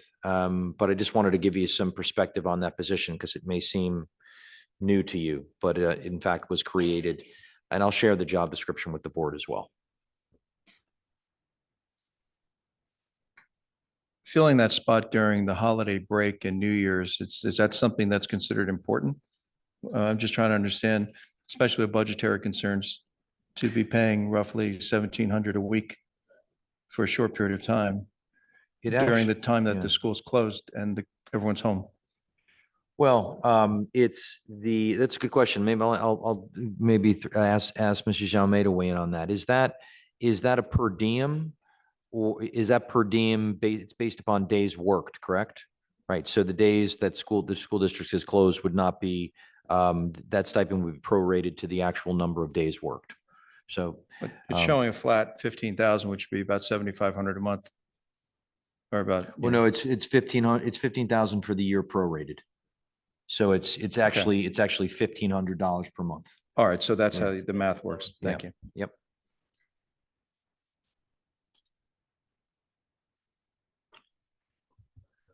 Some additional personnel appointments. Ms. Jameh, do you want to, you want to talk a little bit about 24?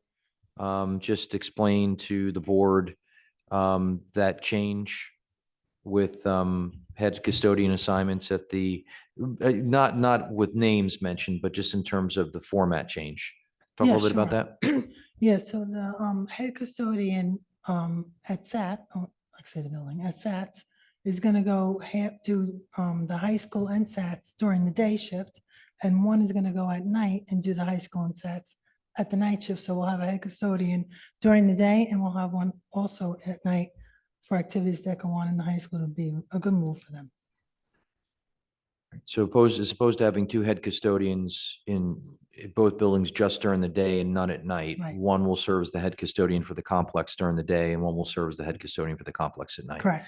This ensures you have proper supervision in the evening and then also continuity of oversight during the day.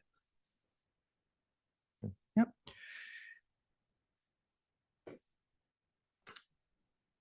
These are all relatively pro forma personnel motions. Scott, what's 25? What is that for? It doesn't really identify. I know it's high school and stats, just, Yeah, sure. Is it Do you an want aid to, or- can you speak to that, Yeah, that's Amanda? you want to speak to it? It's a paraprofessional. oh, it is? Okay, employee. it didn't Yeah, say. that just moved to the student. Okay, I can add her title and the. that'll be helpful. Yeah, Yeah. I didn't know what it was for. Thanks. As far as the extra level of staffing, I know the board's always fiduciary responsibilities, always interested in knowing the reasons behind that. These are really due to leaves, and particularly leaves that you know are difficult to fill with with leave replacements. So I don't know if Mrs. Jameh, you want to give a little color on that? Everybody.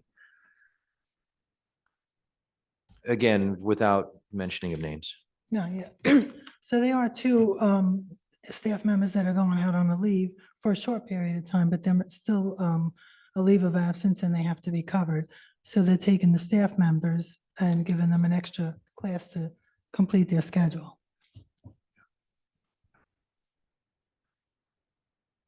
Right, yeah. Thank you for that. Some rescission of Schedule Bs, some appointment of Schedule Bs. So rescission and adoption and appointments of new folks to take those places. Volunteer. Michael, do you want to, anything noteworthy you want to go over under business? No, it's pretty standard operating procedures. We have the financial report for October, along with the treasurer's report. 192, 193 funding, which happens throughout the year. It's with our non-public schools. And then just the bills list for the month. Thank you, Michael. Any questions from the board relative to any motions? Seeing none, Mr. Reddy, I turn the mic back to See you. none? All right. Only two more items. How exciting. Central office updates, which I think everyone should have a 2-page thing. I guess we could start with CNI, Dr. Irwin. Mine are pretty brief for this month. The PSAT, obviously, that we just talked about. We had a gifted and talented workshop for families on November 27th at Indian Hill, just to orient families with the referral process. Dr. Cascone is going to be sending out just the link to the presentation for any families that weren't able to make it. And I also did was able to clip a little bit of the presentation and captured a part of the video. That's on my YouTube channel that I think he will link as well in his next correspondence. We're just doing a lot of work internally, and our departments, the new standards are for math and English are being, we have to implement them by next September. So we're really just learning about the key changes and all the work that that entails. For the most part, there's not too much of a fundamental changes. What you will see is it takes more of like a science of reading, science of math approach at our foundational levels. And then finally, I believe the invite was Miss Colleen has really engaged with a partnership with IEEE. I know, thank you, Ms. Briamonte, for that connection. We've been invited to the Lunch with Luminaries at the AT&T building in Middletown on December 15th. And the focus is going to be on the horn antenna and the IEE milestone for Project Echo, Telstar, and the background microwave radiation, which is the Big Bang. Our students that are in the advanced research classes are also going to have an opportunity to network with field engineers and receive feedback on any independent projects that they're working on. And Dr. Bob Wilson is going to be one of the participants and is offering to sit with our students and listen to presentations about their research and give them feedback. So he's a notary in the field, and we're just very excited for the opportunity, and we thank you for the connections. And then Dr. Irwin, just as a quick point of order, I think you mentioned that it was Ms. Board Member Briamonte that had, Yep. I think it was. I'm sorry, Board Member Zhang. Board Member correct. Zhang, just for clarity. Mhm. And then finally, National Honor Society induction was held on Monday. That was a beautiful ceremony. And we inducted 97 students, and congratulations to all. Dr. Irwin, do you know how many for your gifted and talented workshop, how many numbers How many people were attended? there? Yeah, I'm just curious. Did you say? I'd say about 30, 35 families. Okay. Cool. See no questions. Amanda? For special services this month, we just put out our very first special services newsletter.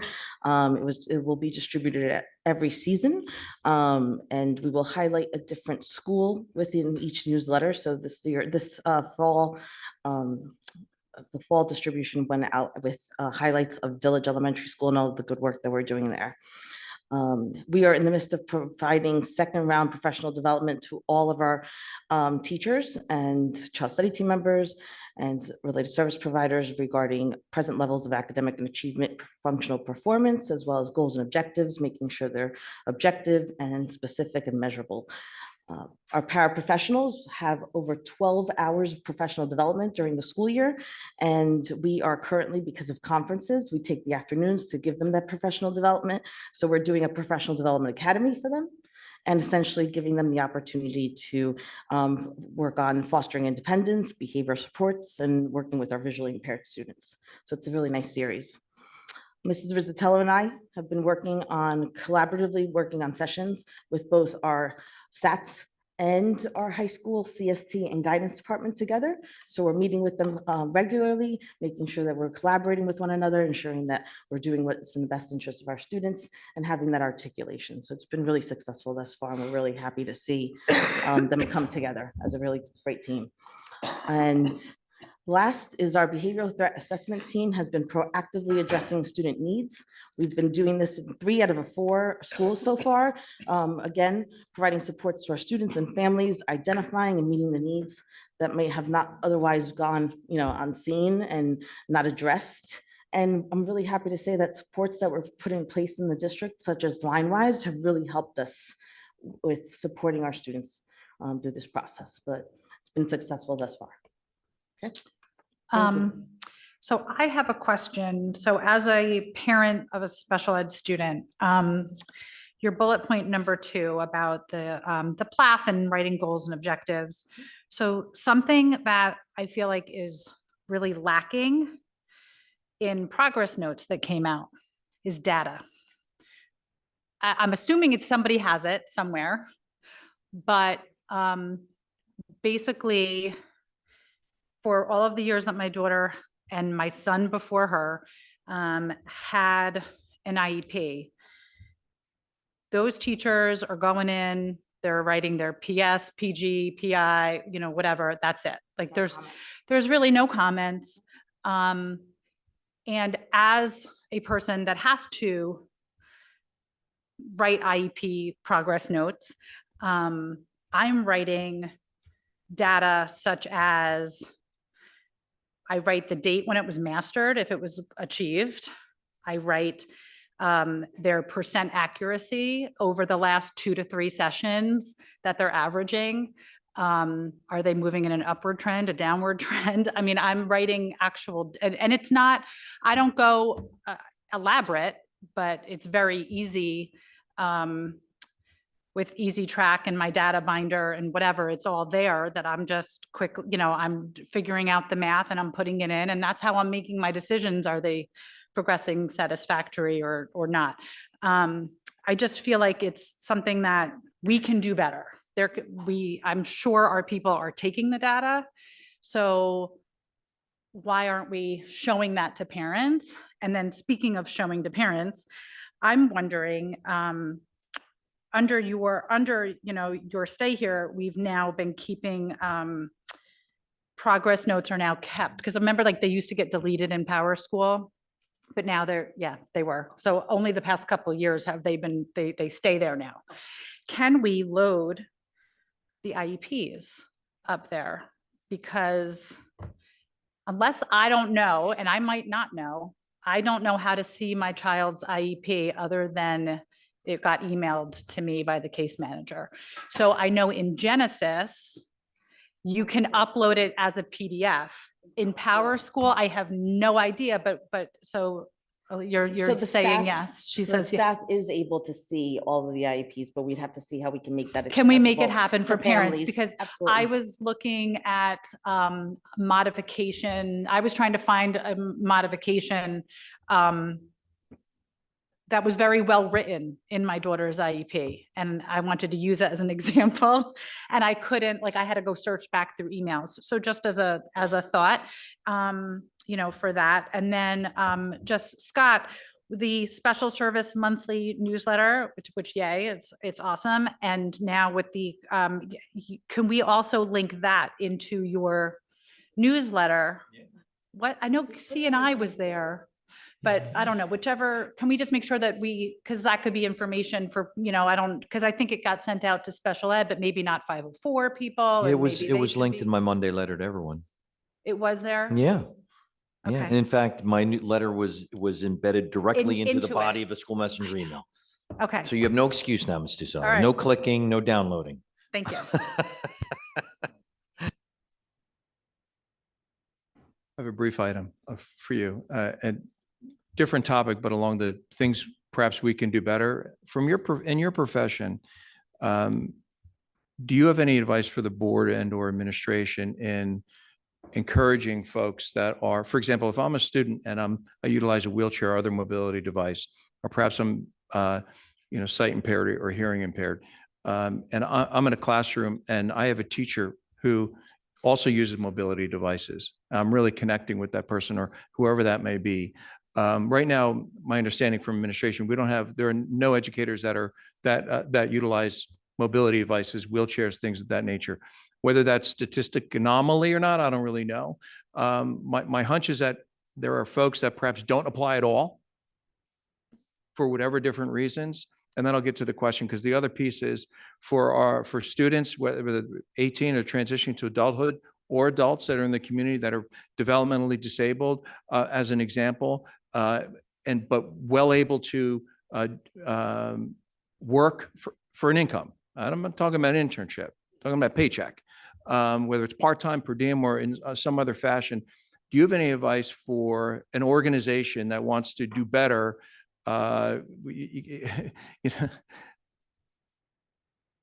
DEI is often MONEY, right? But if we're going to talk about being a diverse organization that's including all kinds of folks and empowering them, would you have some guidance from your profession and your peers in how we may be able to improve on our current status of 0, right?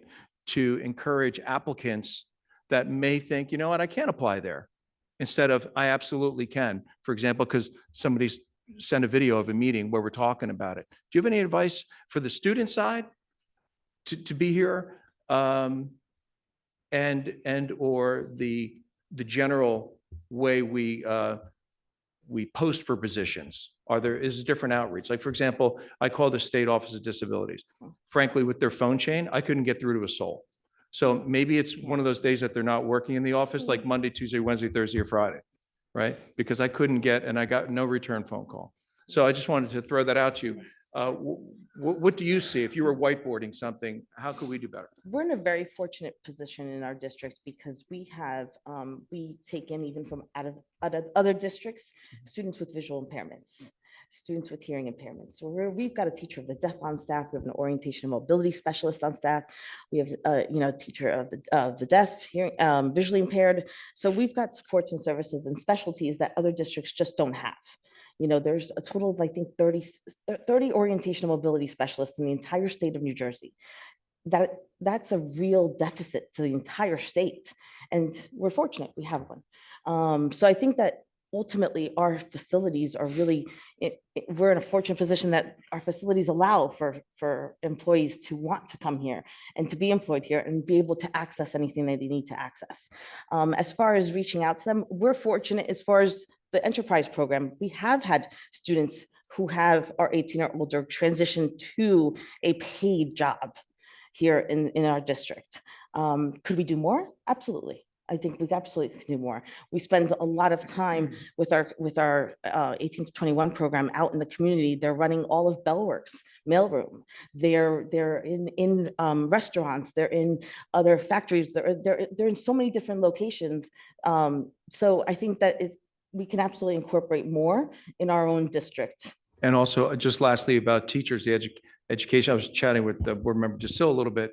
Are there better ways as far as outreach to encourage educators to, for example, that we have the accessibility down here, that our facilities are compliant, ADA compliant, as an example, instead of some of the older buildings that some of the cities have, or some of the municipalities have, or that are tougher on that? Is there a means or method to encourage a greater pool of applicants that would find that this is an adaptable place to work? Outside of going out to doing the outreach to different colleges and universities currently that are, have students that are graduating, similar to what, we have to offer to all of our applicant pools, we can highlight that we do have these compliance pieces, but outside of that, I don't necessarily see a niche for that particular piece. That brings up another point that we've brought up as well in the past. And I know we've been communicating a lot about this year to bring awareness to students about how some other students may feel. And we bring up students with impairments and disabilities. And are we doing a good job from a DEI standpoint, or whatever buzzword it is, to bring awareness to the other students on maybe how some of these students with impairments and disabilities are feeling, or maybe how to include them with the rest of the student community, or how to interact with them. Because I feel many students feel uncomfortable.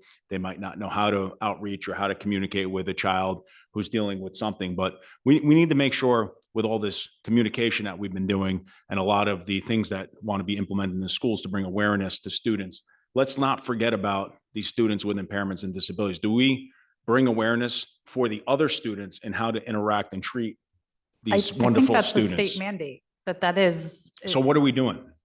What do we do, actually?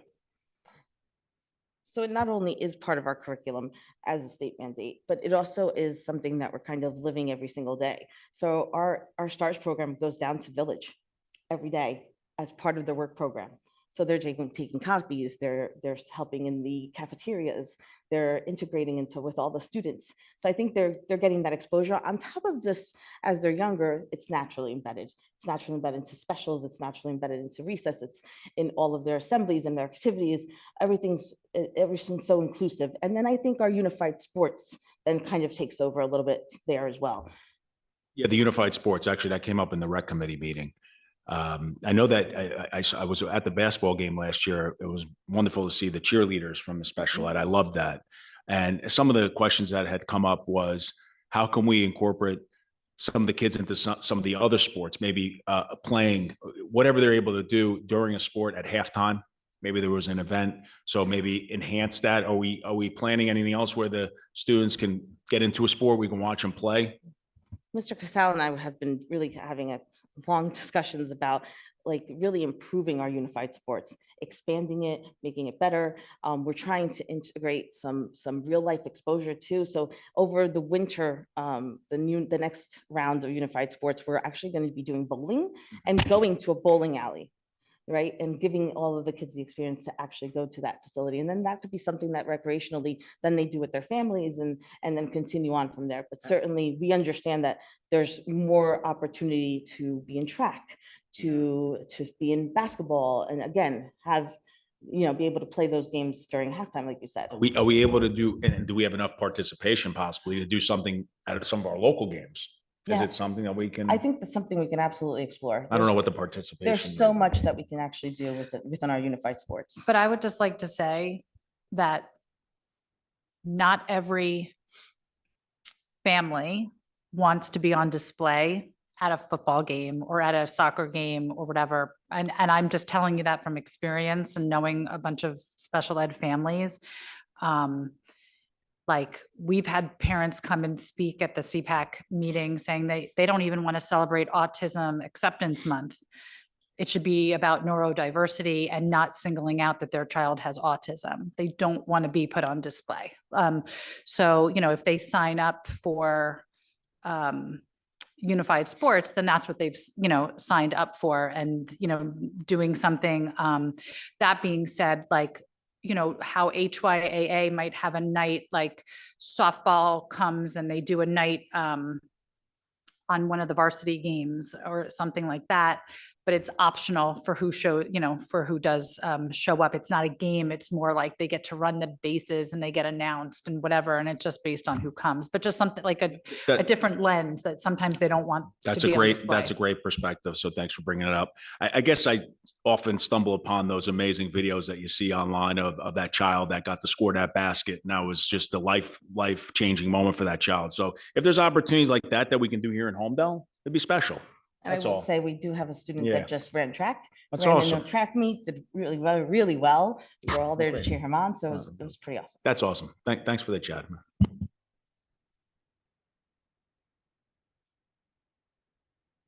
Chris, you bring it up a couple of years ago, Holmdel was playing Rumson in a basketball game. And there was a kid on Rumson that for 4 years was a student manager, whatever, a special needs kid. And the coach let him play in the beginning of the game and he scored the first basket. And it was a massively important game, but credit to the Holmdel kids. They literally, and it made, countywide news all over the newspapers and, videos and everything. And they let that kid score the first basket. And it was tremendous, like just watching it, and they stopped the game, they threw him up, and talk about a life-changing moment. That was totally like one of those, like, wow, that kid waited that long and had his time. So That's awesome. Thanks for sharing. I love those Yeah. moments. Amanda, anymore? Or you were done, right? Okay, that's what I thought. Just want to make sure. Scott, I guess guidance would fall to you. No, you can Oh, take it, sorry, Scott, my if you bad. want it. I'm not going to be offended. It's all you, big fella. All right, the high school counselors have been pushing into the ninth grade classes, history classes, introducing them to Naviance and helping them to get a head start on their college exploration track. One of the things that they introduced, AchieveWorks Learning and Productivity Tool, which is kind of like the Myers-Briggs personality type test that helps kids understand like how they learn better. Like, are you a auditory type of learner, that kind of thing. Also, the high school guidance department, they're collecting new and gently used hoodies, distributing them to those in need. So if you're interested in participating in that, you can drop off your hoodies in a collection box in the high school guidance office. They're accepting those donations from November 27th through the 2nd of January. And Ms. Rosatello put out her third edition of her newsletter, Buzzed In. The elementaries also put out their newsletter as well. It's a combination of the counselors from Village and Indian Hill. They do a combined newsletter also. There's a virtual FAFSA workshop on December 11th. And at SATS, they're doing a kindness challenge where students and staff each day, they kind of embrace a new daily challenge, prompts ranging from simple acts of gratitude to creating an atmosphere of inclusiveness. Challenges are displayed on bulletin boards outside the guidance office, and they're also shared out loud, read during the morning announcements. For human resources, the district's teacher and educational service professionals of the year, I think it was mentioned already, are going to be recognized at the next board meeting.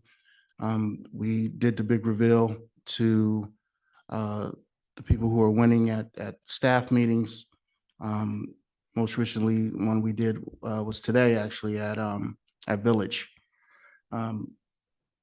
And the last thing for human resources, we're wrapping up the Vector Solutions mandatory training that staff has to do.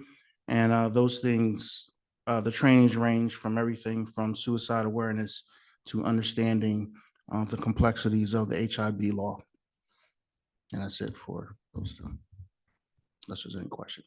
No, I just wanted to say, I appreciate the newsletters and with special services as well. It provides great central organized space of awesome information. Is that also emailed directly to the students as well, or that just goes to the parents? I wasn't sure. I think I'm not sure if Mr. Rizzatello's goes to the students. I know the elementaries go straight to the parents. The reason I was thinking that is just another way to express to the students that the guidance staff is here for you and just continue to bring awareness of who their counselors are. If they had received something like that, there's a lot of good information that may make a student feel comfortable saying, oh, okay, I understand who these people are. I'm going to go seek out and introduce myself for, let's make sure we. Yeah, Amanda just said that it does go to the students. It does? so, All right, yeah. cool. Thanks. Okay, thanks. I just want to, and I'm kind of going to segue into budget and finance, and maybe you could share out with the building principals as they build their budget. But with the PBIS initiative, I'm hoping that that the buildings can kind of have like a line item for PBSIS, like prizes and stuff for their building. I think you kind of have, I believe, kind of like spearheaded that this year, but just moving forward, is there, a plan as far as building the budget so that each principal kind of takes ownership of their own program? Well, actually, I we're doing budget. Well, we're going to be doing budget stuff presentation soon. I put in there money for each building. Hint, Mike Petrizzo. So that they could purchase like their own kind of material. Like we got the silicone bracelets and that kind of stuff, posters and things. So I have it kind of in there already. Awesome, thank you.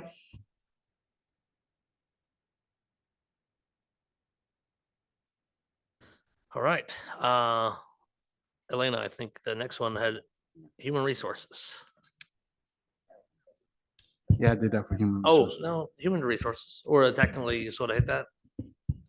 Oh, yeah, I did. You I did. That's what I the- thought. Unless you want to hear I mean, Elena say something. You yeah, want to talk that- to the mic or something? I don't know. Yeah.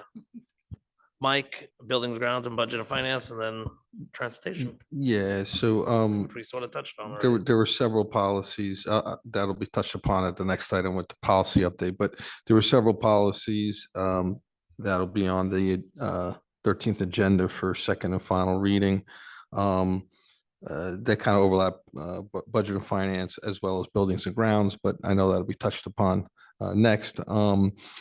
It's important to note with when we have our winter breaks or long breaks, we take those opportunities to do deep cleanings. That'll be going on during this coming break throughout the district. And also we take that opportunity to do preventative maintenance on systems as well. So that's pretty much standard op, and that'll be going on with the upcoming break. Transportation, fortunately, thanks to tremendous efforts of our amazing transportation department, routes have been running smoothly and efficiently this year. And there's been a lot of work, as has been reported out earlier, with changing school times to where we've been developing the bid packets, ready to move forward, get our final attorney review on those items. But those packets are ready for the 24-25 year. Once there's been complete clarity with the new start and end times, we can move forward, getting out as early as possible, ideally, to move forward with those bids. Thanks, Mike. And I guess the last thing, the policy committee update. So is that you, Kim? Or is that You have mine. which Scott? Well, So I think it was just. it is, basically I'll John talk Laverelle about it, was but up there. Scott wrote it up. All right. So I will give Dr. Partial. Cascone. A little bit. But so basically, board member, well, myself, board member Wall, Kalord, and Damari met with Dr. Cascone, Misty Wasaki, Dr. Irwin, and Mrs. Lamoglia and Mr. Howard. So that was our meeting 2 of the policy. Our biggest talks were on artificial intelligence and communicating sensitive issues. These were just initial drafts. We had committee feedback, and we're hoping perhaps for potential first reading of these policies in January. The artificial intelligence policy is seeking to define artificial intelligence, establishing overarching tenets for the use in district, and outlining guidelines for staff and students. And our understanding from Dr. Irwin is that the staff is really looking forward to having that policy adopted. And the communicating sensitive student issues, again, it was just a first pass. We had a lot of feedback, a lot of communication back and forth, and there's a lot more additional refinement before moving that for a first reading. So that'll probably be behind the artificial intelligence. And we talked about the wellness and nutrition policy, which will be a second reading. And we already had a second reading of that, so it's already in place, but we were just looking at different ways to implement, such as like a QR code where kids could use their phone and scan that to get nutritional values in the palm of their hand, rather, because it is currently available on the website, but just easy in the palm of the hand. And, we're going to take a look at possibly some other food service providers and alternative options.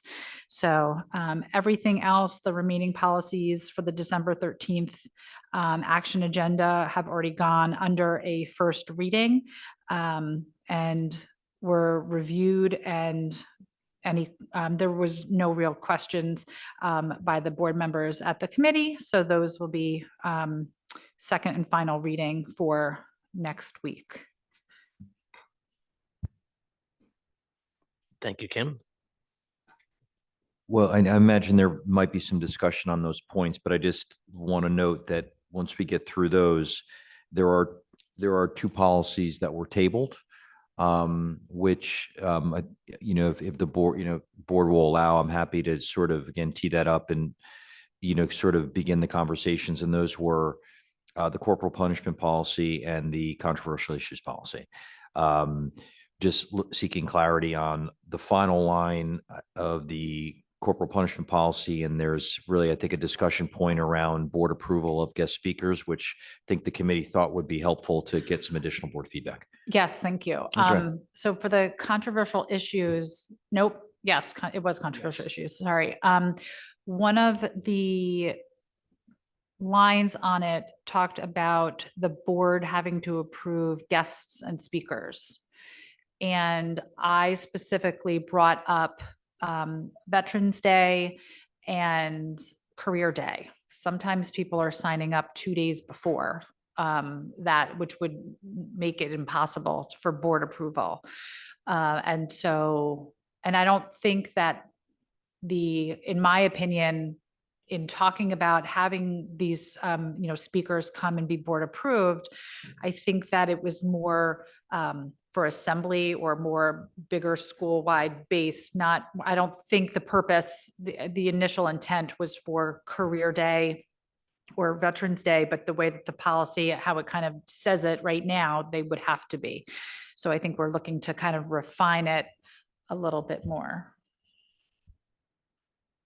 Yeah, that's a valid point. And I think Dr. Cascone, we were going to try to mix the words around a little bit on how we're going to define this, but Kim brings up a valid point. I don't know how we're going to go about it entirely, but I just commented that I didn't look at it as it particularly had to be voted on from that approval. I think that it should be made sure to be discussed. And if there was a temperature from the board that there might be a majority of members who do not want a particular speaker or feel that for whatever reason, then it could go to a vote. So I don't know how you're going to word that. I don't know how anybody else's comments are. I would just think we need to be careful as a board because our job is not to run the district. I mean, perfect example, Career Day, Veterans Day. I could tell you Veterans Day is planned months in advance and you get people of the day of, but just in general, I'd be very careful because I'm an unpaid employee here or unpaid volunteer that, I just don't want to step over into, we do three things. We hire a superintendent, we establish budget, and we create policy. And, make sure schools are well run. So I think that's the one where I get a little scared. Like, I don't want to start telling, hey, you can't have this person because I believe in because I have a certain opinion on something. I don't want my opinion to be part of that solution unless there's something just way out of range that is making sure the district is not being well run. I mean, that's where I don't know what the answer is. I definitely don't know how do you craft that policy. I think it's good to have because we have, you do want to have some sort of control or oversight, right? But I just don't want us to go too far where, outside what our mandate is supposed to be. That's all. Yes, it definitely, the wording can come across rigid and be tough to control. Although I did bring up two examples that why I brought this up. And that was the speaker, Dave D'Amico, which we had a good majority of our community who was uncomfortable with that, and high tops, and certainly would want the board. I understand, Pete, what you're saying, but these are our children that these speakers are coming in to speak to. So I do want to have a role. We're elected officials and we're here for our constituents. And I want to make sure that if a high tops is ever considered again, that the board is able to say no. Thank you. So can I say something? This is Linda. Absolutely. As a board member, and I've been on the board for 3 years, I think that's there's different responsibilities and roles we place as a board member or as a school district, the administrators or teachers and principals and the superintendent, right? So, they're like they're the educationers. They get the certified and they get the PhD on the education on all the qualified to run the school. And we are the board member. We come from with a different background, different experiences. We're here to represent the school district, the parents, and our students and the kids and the taxpayers, right? We have a different roles here. And I would say we're not in a role to run the day-to-day operations of the school district, and we are not have the education experiences or certification to run that. It's not our role. We can do the policy level and represent and the Holmdel, the resident, and bring in our perspectives. And definitely, it's not our role to run the day-to-day operations of the school district. Just one comment, Linda, I think we had spoken about this earlier in the year as well. And I just want to rebuttal one thing that was said in terms of we're not qualified to determine who's going to come into the schools to speak with our children. I can't not sit back and comment that we are qualified. These are our children. And there's certain things that violate the controversial issues that we're here as a board to discuss. And that's why it's important to reword this. Thank you. So I'm not saying you are not qualified as it's our role. what our role is doing here, right? You represent your opinion. How about I said, okay, this guy is qualified. You said he's not qualified. Now who says qualified, not qualified? So that's, I mean, that's your opinion. I can agree with that's your opinion, right? So it's just, you kind of see your opinion represent all the people's opinion. But what if the majority opinion of the board does not want a certain speaker to come in? That's what we're here for. So, Or okay. what if a majority of the speaker does want someone to come in? It goes both ways. And that's what I really want to be careful with, because I may have a certain opinion on something, but I don't want to say it doesn't matter, but it really shouldn't matter that much because it's just such a slippery slope. That's So where I would, I'm so sitting here's, on. so the line being added is this, all speakers and or guest presenters require prior board approval. That's the line. We all agree. That is, no, I know. So I'm just saying, so like that needs to be adjusted in some level. But, you know, the reality is, in my opinion, is that what is controversial to you and I and Dr. Casca, to everybody, is going to be completely subjective in nature, because some people could be completely offended that there's, you know, our police department was here and talking about, you know, their drug campaign that they come in and they do, and that could be obscene to some people, right? So that being said, especially, you know, starting in 6th grade, like how crazy is that? So you don't, and now we're putting ideas of drug use in 6th graders' head. Right, like, so you have to, like, so I'm not sure if, I just, perhaps when it's, maybe it's not, I don't know, that perhaps that require prior board approval doesn't need to be there at all, but something of how we have put into, where we have now put into a step of, we're sending out, there's going to be an assembly on this. This is the topic, this is the person. If you want your child to not attend, please let us know. And maybe like that somehow gets incorporated into, like, this is me just on the fly thinking this, that somehow gets incorporated, that that parents have the right to opt their child out when it is a controversial something. But Kim, again, and we went over this before, High Tops as the example, opt-out kids had heard the lesson from the kids who opted in, so that doesn't work. That model doesn't work. But it's the model that we have. We can determine whatever model we want. And just so I understand it, is this something that's been pulled and tabled, or is this something that's set for? Tabled. So we're going to do more work on it anyway. Okay, well, and we're talking about it, So right? we're talking for the All right. committee of, so we're talking about All right. the committee of the whole for it, yeah. And for those who are not as aware, the genesis of this was when the D'Amico fellow came in, forgetting the radical side, he lied to the kids. He said, if you ever get an HIB, you're not going to get a job. And then all the other kids, and he said, raise your hand if you're not going to get a job. So any kid that had any disciplinary issue, sustained or not substantiated, had a pile of kids in that auditorium, fostered from a deception from the speaker. Let's just be clear how this came about. There's an origin story. And that's why I was like, how did this person get here? And this person was referred by a staff member. It was a family friend. So that generated additional conversation where it's like, you know what? Does that make sense? Or should we not talk about that a little bit? So if folks are wondering, like, why are we having this conversation? It's the origin story. You want to trust administration. Our role is to make sure the schools are run well. It is not to run the schools. Right? It's rule number one. To the extent there's an issue where we believe the schools are not run well, that would invoke some of the conversations that say, well, perhaps we should have a better policy about that. So it's not simply a philosophical. This thing. isn't about current state either, about trust or distrust. Let's pretend nobody here today is involved, right? That's what the policies are for, the legacy for the future. So I just had a couple follow-ons to what. May I say something? Yes. For the last 30 minutes, I had this red light on. And I wanted to say something, you know, and I've been patiently waiting. I don't mind it. But I'm just saying, it's going back and forth many times. What is the policy for speaking? Do we just wait for somebody to recognize that we have a red light and ask what we have to say?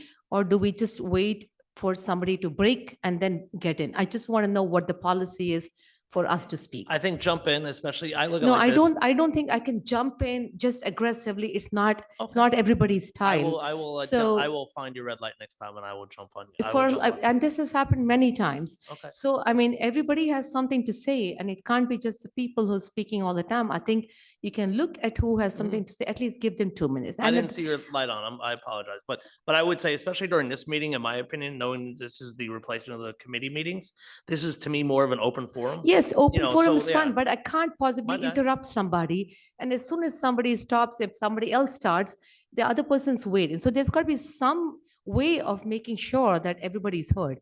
I mean, I wait for people to finish. When they do, somebody else quickly starts. I'm just saying, all in all, for the health of us, You got it. there No may be problem. other people who want to speak as well, but give them a chance. It's not just the same people who are speaking all the time. So I just want to get that out first. I waited very patiently. Secondly, I think just like we give 3 minutes to the public to speak, I think even board members need to have a limit of 2 or 3 minutes. Whatever you need to say, we can say it in a pointed manner, especially after a 2-hour meeting. It is very difficult. I'm reasonably intelligent and can reasonably concentrate on things, but it's very difficult to concentrate on something that is over 3-4 minutes. So whatever we need to say, we can think about it. The whole point is to communicate and not to just speak on. So if you want the others to understand, the burden lies on the speaker to present it in such a way that is clear, concise, pointed, so the other person understands. So the purpose is to communicate, not to just get at each other. I think that we should have a limit of 2 minutes, so we just make our statements in a pointed manner. I might Thank just add just from an administrative, oh, I apologize. Yeah, I just wanted to give a little bit of context on the administrative side. So board members will recall, and any members of the community who were privy to the conversations, that the administration acknowledged that we needed to have a more diligent process of review of guest speakers. And notwithstanding the fact that the controversial issue policy had not been revised at that time, we put in place a much more robust, call it evaluative process for guest speakers. Building principals are not able to make unilateral decisions about guest speakers. All guest speakers need to be referred up to the central office. And there has to be a evaluative process for those guest speakers, which includes, but is not limited to, a social media, a digital footprint review, as well as a reference checking process. So that happens as a matter of course. Now, the additional piece which this policy addresses is that even with that procedure in place, the policy proposes that in addition to that, there is actually then a subsequent board approval, and you do that armed, if you will, with that information in hand, which documents what that process was, right? The conversation at hand is just simply the extent to which what defines board approval? Is it a resolution? Is it a mandatory bringing forth of the potential speaker for a conversation? That, I think, is the discussion point, right? Whether it requires board motion or whether it simply requires board disclosure and an opportunity for the board to review and discuss. What about a simple email, letting us know? And then if people they can review it and then comment to you directly, including leadership, and we could take it from there. And if you feel like there's an overwhelming majority, right. And that's very something like that. feasible. That's very feasible for assembly speakers. Board member Mann brought up is that, we have our parent groups sometimes organize guest speakers. So those would certainly fall under those auspices. Anything that where we have advanced time where we're booking it and scheduling it, that's easy because it happens weeks or months in advance. It's just simply these other, and there are not many of them, but there are examples of, and I think Board Member Tassell noted a couple of valid ones, which is our Career Day speakers, our Veterans Day speakers, things of that nature. Which most likely events that will have no red flags and will just be a quick, okay, that's great. We can't wait to see them in the schools. Sarika. All right. So thank you. With the controversial issues and approving speakers too, I know it's been pointed out that, we have our own personal opinions and we represent a certain section of community, and we all do. But none of us represents the majority of the community, and we we represent a certain group. So I think I think it's better to leave this to the administration and weigh in like we did before, but not really make it approval to the subject to approval of board, because we are not equipped. We can weigh in, and certainly if the entire board, is and the community is coming up and saying that this is not right, it's something that they missed, then that's fair enough. But I don't think we should be approving a speaker, based on the limited community involvement that we have. Not all of us knows the entire community. We know certain sections of community. So I think it's better to leave it to the administration with us just weighing it like we did before. Sarika, I appreciate your comments before earlier. I definitely heard you on that, and I agree with you there. But what you, I just want to give one example. I think the administration can benefit if we partner. I do, and we could look to this year, not to bring up high tops again, but as day one that I joined the board, I'd already done my research, and I recommended to administration and the board that we take a deeper look and reconsider.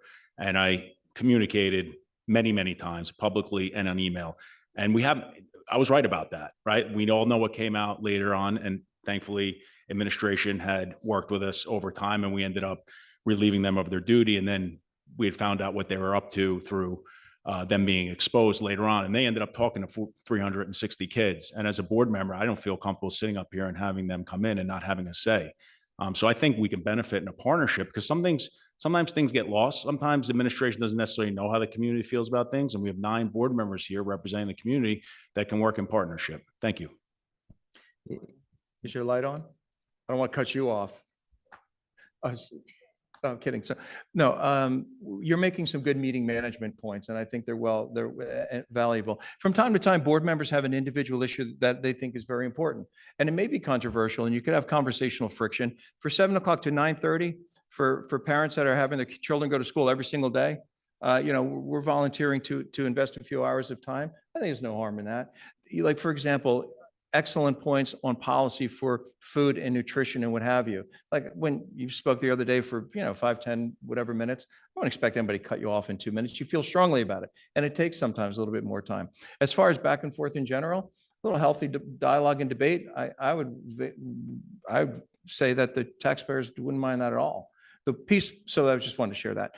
The one item I wanted to mention, we have a policy called the Citizens Advisory Committee. And the reason I'm bringing that up, that's on this agenda. Dr. Cascone mentioned something I thought was really interesting the other day. We were talking about the AI policy. I brought it up, but we're all dealing with it. So we're all familiar with it. It's in medicine now. It's actually huge in medicine now. Google Health is a gorilla in that industry and getting stronger every day. Or it's construction or technology or education. We're looking at how this tool can be used, insurance. This is how this tool could be used. But what Dr. Cascone said, I thought was really interesting and a little bit pathetic, frankly. How many districts in the state of New Jersey have an AI policy? I'm not aware of any. Roughly none. And so, okay, 2 in the United States of America. So the point I'm getting at is part of the work of the board is to try to stay ahead of things. High school start times, we're following the science. That's going to work out great. But some of the dialogue had been, well, what are the other schools doing? I'm more of the opinion, I don't frankly care what the other schools are doing. If it's something great, you want to hear about it and learn from it or what have you. But as far as following instead of leading has never been Holmdel's style. But so the point I'm getting at on the, so I'm going to wrap it up. I only have 3 minutes. The point of the Citizens Advisory Committee on the AI side, this is bigger than really all of us in so many different ways. We have so much tech talent in Holmdel. I would suggest that we, and if any folks are listening that are in this world, and there are folks that are in this curative AI, a citizen was talking about recently, is really the next generation of it, is to get that time and talent, if we can, involved in looking at the AI. And Dr. Irwin, fantastic first draft. And in addition to that, is try to get some eyes on it, whether it's through Citizens Advisory Committee, which we can do on the board, that's one of the policies here, or otherwise get those inputs from the people who are actually involved in that industry right now that live in Holmdel. So I just wanted to put that out there as a way to refine it. So when we roll out with something that not only probably the first in the state, maybe the third in the country, but it's something that could be perhaps modeled for others, but certainly worthy here. That's what I wanted to share with you. Thanks. Yeah, I just want a final note. Thanks for the board members who are volunteering and the administration who showed up. We put some good time in. We'll continue to. I think the policy committee is extremely important. And another example of working together in partnership, Terrence had brought awareness to AI to us over the few weeks, and the administration responded extremely well. Dr. Irwin led and put together a fantastic first draft of an AI policy which really we need immediately. From a lot of what we were reading about it. So I applaud the administration for making a move on it and look forward to getting something soon implemented for the district to follow. Thank you all. So just as a point of order, we'll bring the controversial issues policy back to committee. I just want to make just a final note on that, not to belabor the point. As the superintendent and administration, we are of course beholden to the controversial issues policy, meaning that when we're evaluating potential assemblies or what have you, we need to be viewing them through the lens of the controversial issues policy. Now, having spent almost 2 years in the community and of course worked with the board, I think it's safe to say that I have a fairly good sense, certainly of what the board would consider controversial, and to the same extent, what members of the community might find controversial. But I think what policy does is, because, while I would foresee myself here for some time and would certainly like to be here for some time, the reality of it is that administrators come and go, but policy remains. Right. And so while, and administrators are new and they don't necessarily have that same sense of the community, what I can assure the board of is that I am viewing everything through that controversial issues policy. And my view, my personal philosophy is that there are plenty of fantastic presenters out there that can address important issues in a really meaningful way without any controversy. They're out there. Right. And if there's even the remotest bit of controversy they might bring, the question I ask is, tell me why there isn't somebody else out there that can do the same thing that doesn't bring any controversy. In other words, that where the controversy this person may bring and the cost of that outweighs the benefit. So I just want to say that to assure you that, and yes, to some extent it was instructive going through those experiences earlier in the year and the conversations we had with the board that really sort of formed that approach. So I just want to assure the board that those are the kinds of deliberative and thoughtful processes that we're going through, but the policy ensures that administrators come and go, but that process remains. So just wanted to add that thought. Thank you. Corporal punishment. Right. Corporal punishment. So we had some further conversation about corporal punishment. Yeah. So Strauss Esme made an interesting edit to the policy, and this was the point that was brought up, was that it went from, in the event that a staff member is found to have violated the corporal punishment policy, it changed it from will be subject to discipline to may be subject to discipline. Now, earlier in the policy, it denotes a number of like exclusionary clauses, right? Where, for example, if the staff member was physically defending themselves, and so it establishes qualifying circumstances. I can't determine any reason why, and the policy says if the staff member has been found to violate it, I can't think of any reason why that wording would have been changed from will to may. I don't know, Ms. Gilfallen, if there was anything from a legal perspective where you could perhaps understand why that change would have been made?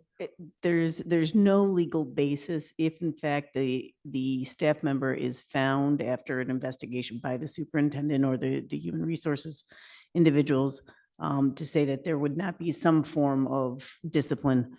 There's no requirement in the statute that it is a discretionary imposition of discipline. And as I told board member Wall previously, there is no basis for that change. Okay. So is it fair to say, board, and Mr. Wall, I know you had brought up the concern that we're going to remove that strike through in the before moving it forward, obviously to the committee and then for second reading. Mr. Wall, anything you wanted to add? No, I was just going to say, even with the will be subject to, it's indicating you will be subject to, it's not necessarily saying that it will be applied. So that my concern was a further watering down of corporal punishment. I mean, you're hitting a kid.